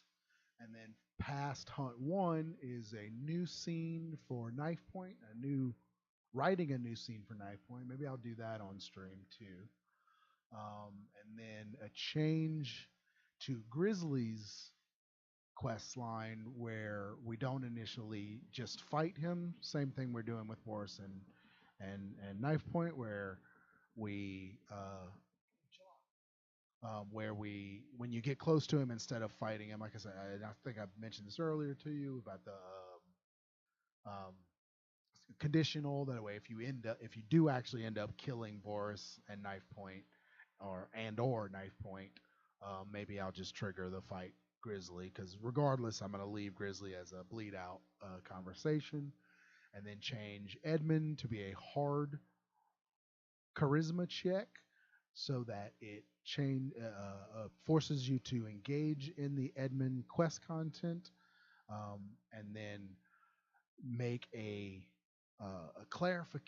clarify the final choice for Caleb's the decision that you make for Caleb of what you're going to tell him in regards to his wife and Bombface to better imply what action comes with what choice. And then feature creep is, I don't even think I mentioned this to you, Sasori. Feature creep is an all new interior where we fight Bombface and his squad instead of the camp with that's currently in place. So if you do decide, I think I did maybe I did mention this to you. If you do decide to go with Caleb to fight Bombface, regardless of finding out all the new information, then um, uh, just as is, I'm going to set up that if Boris, Knife Point, and Grizzly all live, they will be at the camp fighting. But the feature creep part is a new interior instead of just the camp that you'll have to fight your way through. And maybe I did mention the feature creep thing, which is with some like random jobbers and different types of things, making your way down to Bombface. And ideally, once you get to Bombface, then there'll be a scene with Bombface where he reveals the full details. You know, like, hey, this is what's going on, and actually have a scene where he talks to Caleb and you know tells him basically like stuff about his wife, and that it would give you one last chance to sort of like sway Caleb away from doing this, and if not, then it's a final fight. But the choice comes from what you tell Caleb determines your outcome. The idea is like if you know all the stuff already and um and you still decide to go with him to go fight Bombface, when you get to Bombface, it's just going to be a battle. Because even if we do the feature creep thing, like once you like go to an interior, like I'm going to have, if you didn't kill Boris, then he's going to be the first person you encounter with some people. And then as you go further in, if you didn't kill Knife Point, then he's there, and so on and so forth with Grizzly and Bombface. So to where it takes a little bit. Yeah, it would be really, really great. So again, like I say, it's definitely a feature creep where if we can get the info and the new objectives and stuff going and make you not be an assassin and at least like get through the quest line that way, then that's a minimum viable product upgrade. That's like, okay, we did what we wanted to with Caleb's quest and we got it. But as I was going through it with KG the other night and talking about all the things that I kind of have in place for this and whatever, he was like, "Oh man, I really wanted you to put like if we can put like a new interior that you fight through." I was like, "Man, why are you adding more new stuff? Didn't I? And this whole point of this is to try to keep this easy and an easier upgrade to make, where I'm not adding a whole bunch of new stuff. It's like now you want me to add a whole new interior. It's like we're worried about adding new aliases that we're gonna have to force fill with people. It's like now you want me to throw in a whole new interior with new scenes and new people. I was like, man, it's like you're really going feature creep. But it would be really cool if afterwards you get to a place and actually fight through a dungeon and have like a whole like sort of like not necessarily a scene where like you're thinking you're gonna make it to the end and his wife's gonna be there in cuffs or whatever, like kidnapped. And in reality, you get there and he's like, dude, what are you like? Why are you such a crazy person? Like, you know where your wife is? She left you. She's in New Vegas right now, gambling away, having the time of her life because you're a crazy person who were just mean to her and ignored her the whole time, or beat her if you take that from the quest line, whatever it is. Like that's really what's going on. Like we're not kidnappers and murderers. Like we're information informants. We keep track. We keep tabs on people. We help move people around. That was one of the major things. Like is this whole thing where um you know uh the railroad helps out synths, robots. You know what I'm saying? It's like, look, synths are, I'm all for synth rights as much as the next person, but there's a bunch of people living in the Commonwealth that need help too. So this idea that Edmund and these people, if we do a new interior, probably that see, I don't know. So like a new interior is actually not that intensive if it's more of a duplication because it's all instances of of records that already live, especially if we use vanilla stuff. It doesn't really take up a whole lot of memory for a new interior.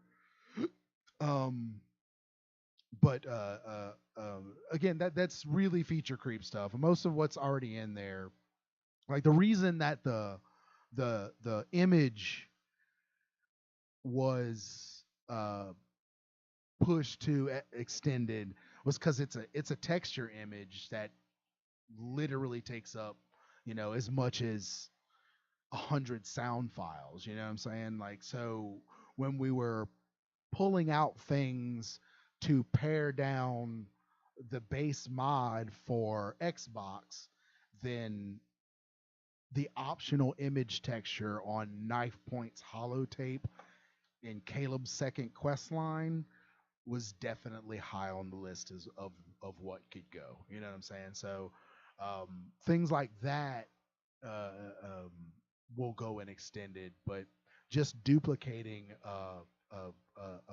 location and having the game use a separate. Yeah, thanks. Well, it definitely wasn't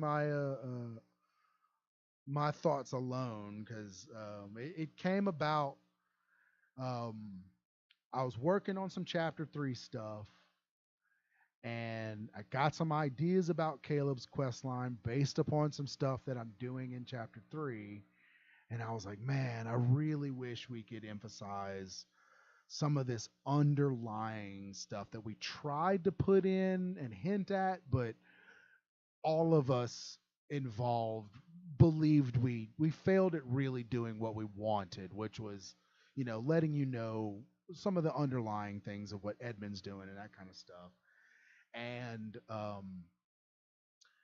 follower Tashi is a YouTuber who plays Fallout 4 and SS2 and did some reviews. And a month or two ago, his review for SS2 Chapter 2 popped up in my timeline, and I had never seen it for whatever reason. So I watched it. It's really kind of a roller coaster for a designer. It's up and down. Like he praises on some stuff and then he doesn't like some stuff, but he has a whole segment on Caleb, and it's just like now let's talk about the 400-pound gorilla in the room, Caleb. And he just brutally breaks down why Caleb's quest line is a disappointment. And so after listening to that, I was like, yeah, I definitely want to make these changes. And I immediately, like, the first thing that popped up in my head was the scene with Boris. And I was like, when you get to Boris, it shouldn't, like, one of the biggest problems that I had with it, and of course you do, is just this being an assassin. It's like you either just don't engage with Caleb's quest line, or you choose to be a hired killer. And so I was like, that's the first initial change is when you get to Boris is a conversation, and then the voice popped up in my head. And so that was how it started, and I pulled up the twine, I wrote out the Boris scene, and then I was like, that's where everything else came from, and it just kept going. I was like, well, instead of just finding Boris, like I said earlier, it's sort of like, let's send you on a detective quest. Let's send you to a location to look for clues, instead of just like, here's Boris's location, go kill that dude. Here's Knife Point's location, we need him dead. Grizzly, snipe him from far away.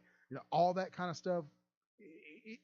You can still do those if you want, but it's immediate improvement just by introducing um, another alternate path, another objective that leads you to Boris.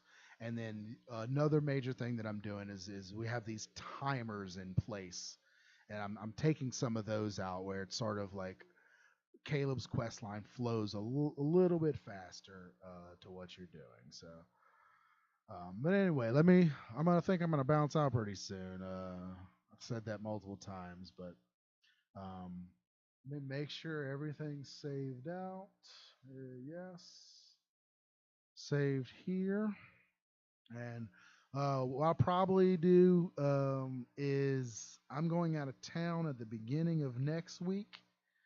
Um, but I should be back Thursday, and I think I'm going to stream again next Thursday, um, doing more of this as another preparation. But I think I'll continue probably every Thursday until Caleb's quest line is finished, and we have it fully implemented. Because, like I said, I kind of I wanted to do a stream, and I wanted to do something that was beneficial to the mod, because like I was working on chapter 3 stuff today, and I stopped chapter 3 stuff, saved it out, and sent it off to KG in order to do this, in order to load this up.